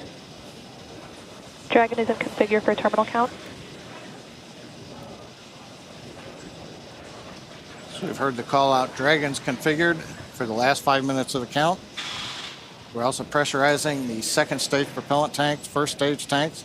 The strong back retract will be coming up next.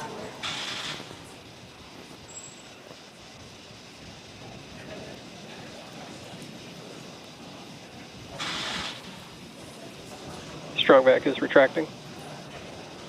All right, so there's that call out. We should begin to see it retract slightly from Falcon 9. LOX load continues on both first and second stage. Fuel loading is complete on first and second stage. We expect the LOX load to complete on first stage at T-minus 3 minutes and complete on second stage around T-minus 2 minutes. And we do try and load the liquid oxygen as close to T0 as possible. This keeps the liquid oxygen is at cryo temperature, so keeps it as cold as possible, which allows it to be as dense as we possibly can keep it while we're loading the tanks. That allows us to get a little bit more liquid oxygen into those tanks. And as Kate mentioned, at T-minus 3 minutes, we should see stage 1 liquid oxygen loading completing, and at T-minus 2 minutes, that will be stage 2 liquid oxygen loading completion. And once we hit that T-minus 2 minute mark, that will conclude propellant loading for Falcon 9. We are coming up here just about 10 seconds or so for that call out of stage 1 liquid oxygen loading.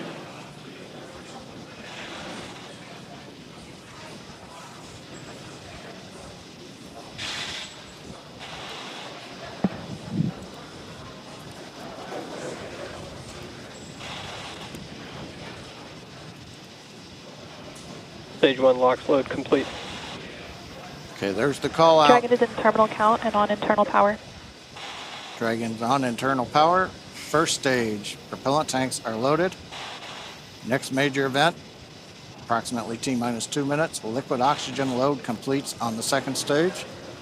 After that, at about T-minus 1 minute and 30 seconds or so, we will tell the crew to expect loud venting as we depressurize and drain the lines up the side of the strong back. And then as we get down inside the last minute 45 and then 1 minute, we'll get Dragon into countdown. Falcon 9 computers will go to startup.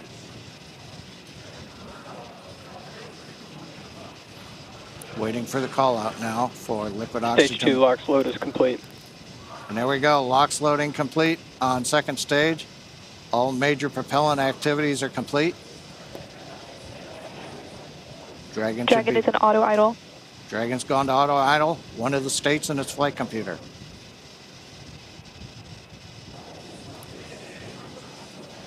We'll begin venting down the lines. Gas closeouts are starting. Expect loud venting. There we go.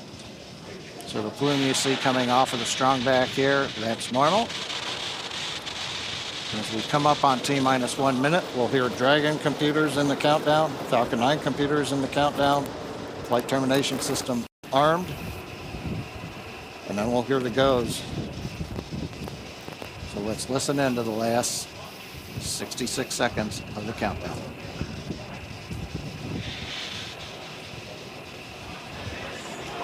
FPS is armed, Falcon 9 is in startup and is now controlling. Dragon is in countdown.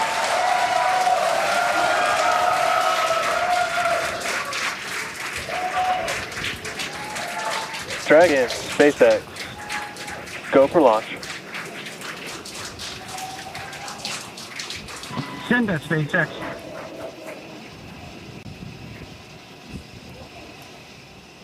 T-minus 30 seconds.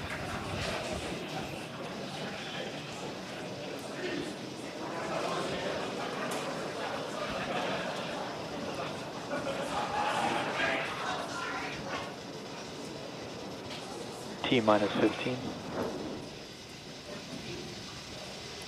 T-minus 10, 9, 8, 7, 6, 5, 4, 3, 2, 1. Ignition and launch. Go Falcon, go Polaris. Copy, 1 Alpha. Vehicle is pitching downrange. Stage 1 propulsion is nominal.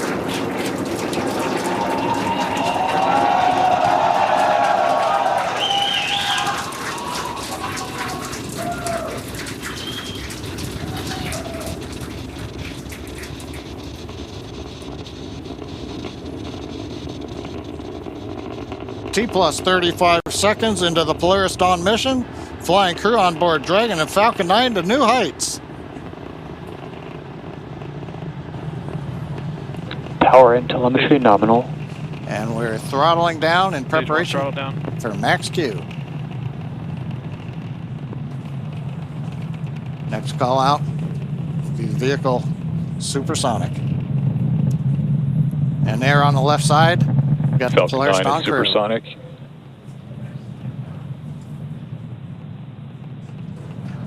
Thumbs up from the pilot on the left side there. Max Q. We're throttled back throttle up to power. 1 Bravo. And we heard the call out 1 Bravo. Copy, 1 Bravo. That just tells the crew what would happen should they need to initiate anything. But right now, everybody making nominal callouts on Falcon 9.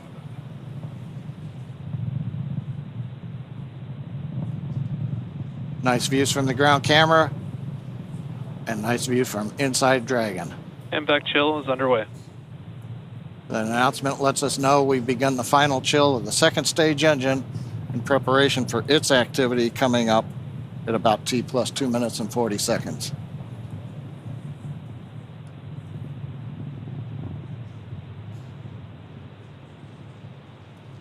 Two minutes into flight. Everything continues to look good.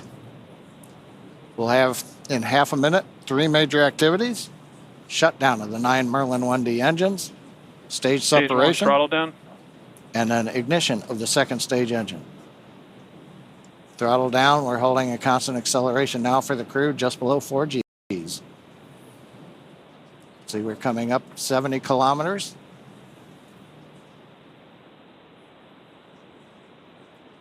Preparing for MECO. Main engine cut off. 2 Alpha. Stage separation confirmed. Copy, 2 Alpha. MVAC ignition.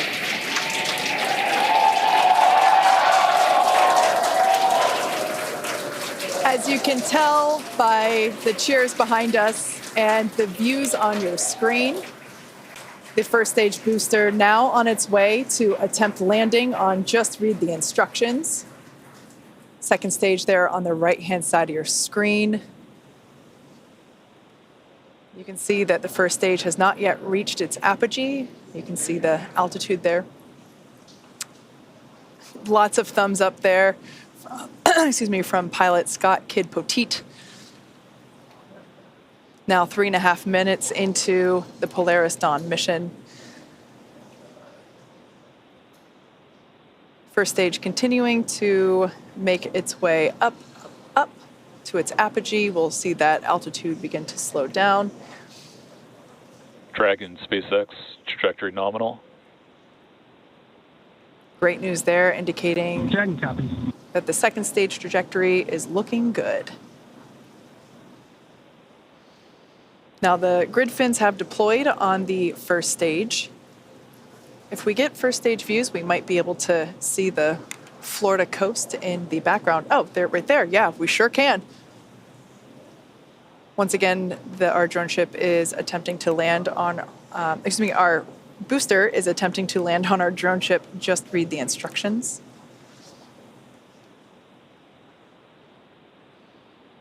Now, the next event coming up will be the entry burn, taking place around T plus 7.5 minutes. This burn will utilize 3 of the engines on the first stage. That helps to slow the booster down as it re-enters the Earth's atmosphere. Dragon SpaceX trajectory nominal.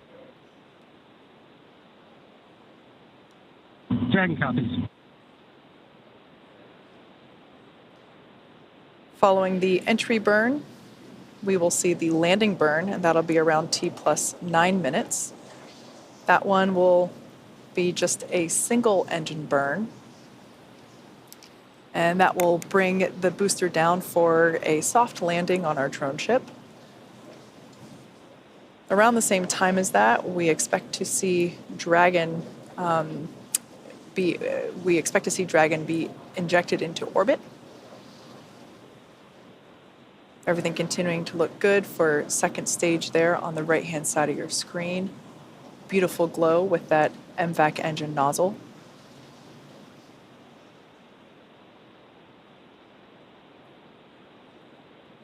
We can see the crew settling Dragon quite... SpaceX, trajectory nominal.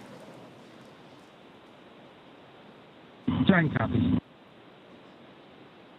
Crew seems pretty comfortable there at T plus 6 minutes.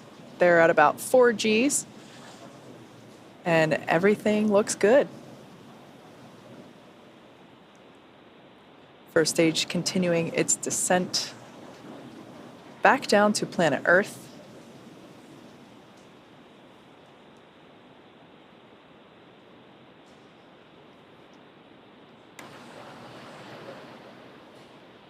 We can see the crew remain with their visors down in the locked position. That'll remain that way until they are in orbit. Everything continuing to look great with the second stage engine burn there, as well as the Dragon SpaceX, trajectory nominal. Dragon copies. We're about 30 seconds away from the first stage entry burn. This is the first of 2 burns that the first stage will perform.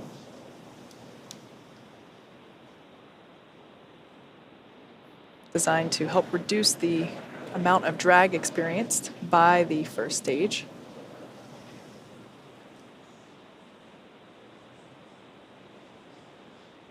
Stage 2 FTSS saved.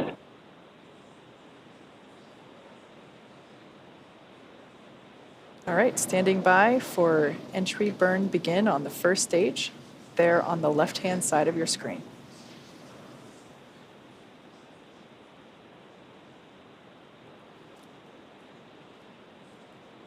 And right on time, you can see on your left-hand screen that the entry burn has begun. There's 3 engines lit on that first stage vehicle. And this is about a 29-second burn and helps slow the vehicle down as it's re-entering the Earth's atmosphere. There you can see that the engines have now shut down on that first stage. That concludes the entry burn. And the cool part about this, with the stage 1 vehicle returning back to Earth, is we get to fully utilize the atmosphere. The atmosphere actually... Stage 2 is in terminal guidance. The atmosphere actually scrubs about 70% of the velocity on the vehicle. So we use that entry burn to help slow the vehicle down. Then we utilize the atmosphere and the drag from the atmosphere to slow the vehicle down. And then we do have 1 single burn for the landing burn. Copy, Shannon. And next up will be SECO 1. And that is second stage engine cutoff 1, and that'll be on the second stage. That MVAC engine on your right-hand screen will shut down and allow the vehicle with Dragon attached to coast. MVAC shut down. And there's that shutdown. And the landing burn on the first stage should be starting up here momentarily. And there it is. Landing burn has begun for... Dragon SpaceX, nominal orbit insertion. Dragon SpaceX, launch escape system disarmed. Copy that, SpaceX, and we show the scene.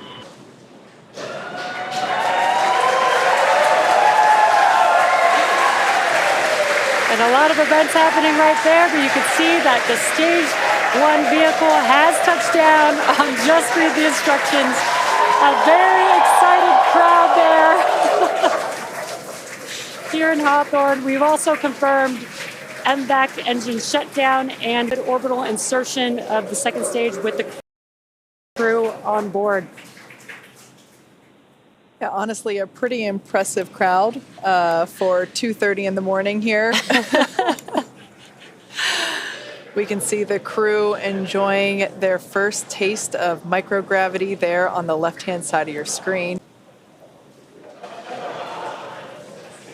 Now that the MVAC engine has shut down, they are able to just kind of float free.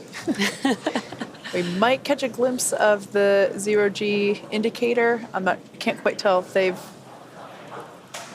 Oh, it looks like it's in the upper right-hand corner. It'll come back into view here. Once again, they will keep their visors on until given the okay by core here on the ground.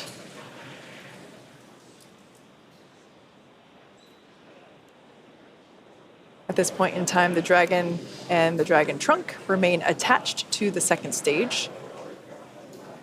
Second stage is basically safing itself in preparation for the separation from the Dragon trunk. Of course, the trunk will remain attached to the Dragon capsule all the way up until the point in which we begin re-entry operations. The trunk is what will help provide power to the Dragon capsule while it is on orbit using its solar arrays.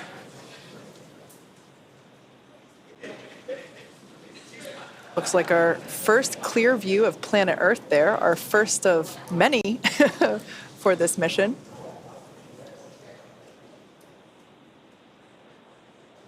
And the next event coming up will be the separation of the Dragon from the second stage.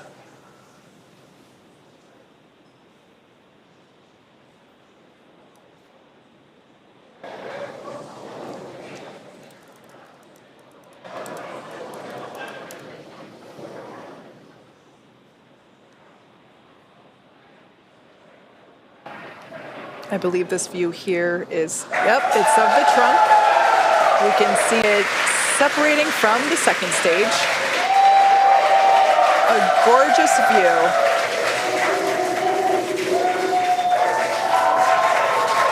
We can see that Polaris Dawn. Separation confirmed. And copy that, SpaceX, we show the same.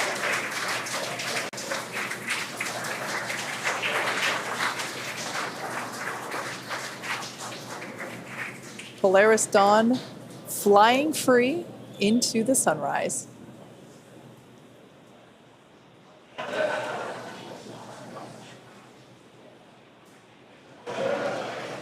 We're now at T plus 13 minutes and 5 seconds into the mission.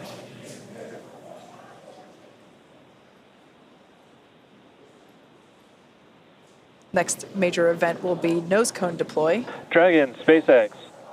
Today you embark on a journey not just for yourselves, but for all of humanity. Each of you has trained tirelessly and prepared rigorously for this moment, the moment where we reach higher into space than ever before. As you gaze towards the North Star, remember that your courage lights the path for future explorers. We trust in your skills, your bravery, and your teamwork to carry out the mission that lies ahead. Know that the entire team back here is with you every step, watching, supporting, and cheering you on as you walk into space. We are sending you hugs from the ground. Godspeed, Polaris Dawn crew. May you make history and come home safely. Now words from our CE. Dragon, CE, welcome to orbit. The Falcon team is honored to have helped you start your incredible journey. We hope you enjoyed the ride. The whole SpaceX family is looking up to you. Godspeed and good luck.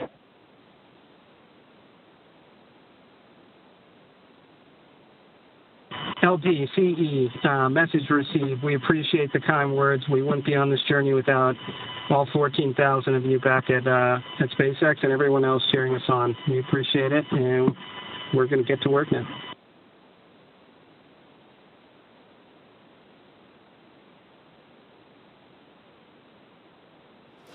Some really nice words there from our tonight's launch director, Frank Messina, who, fun fact, was also the launch director on Inspiration 4, as well as chief engineer for this mission, Jared Metter.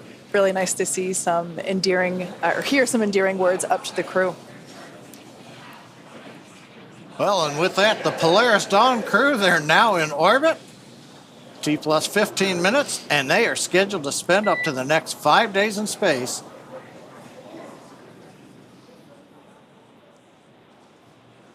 We heard that tone for a minute. We thought we might hear from the crew, but they're going to spend the next 5 days in space before splashing down off the coast of Florida. The Polaris Dawn crew is the Polaris Dawn mission is the first mission in the Polaris program that will demonstrate new technologies, conduct extensive research, and ultimately culminate in a flight of SpaceX's Starship with humans on board.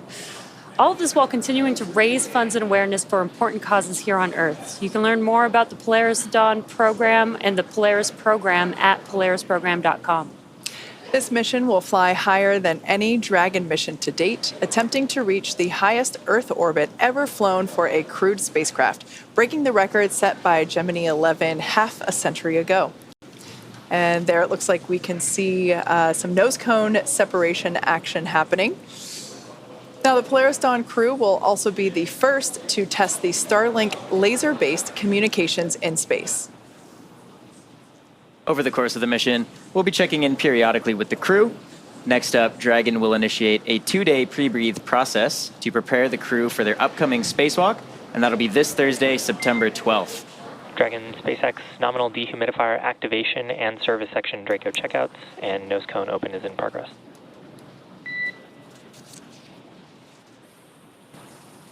Captain at SpaceX, we are tracking.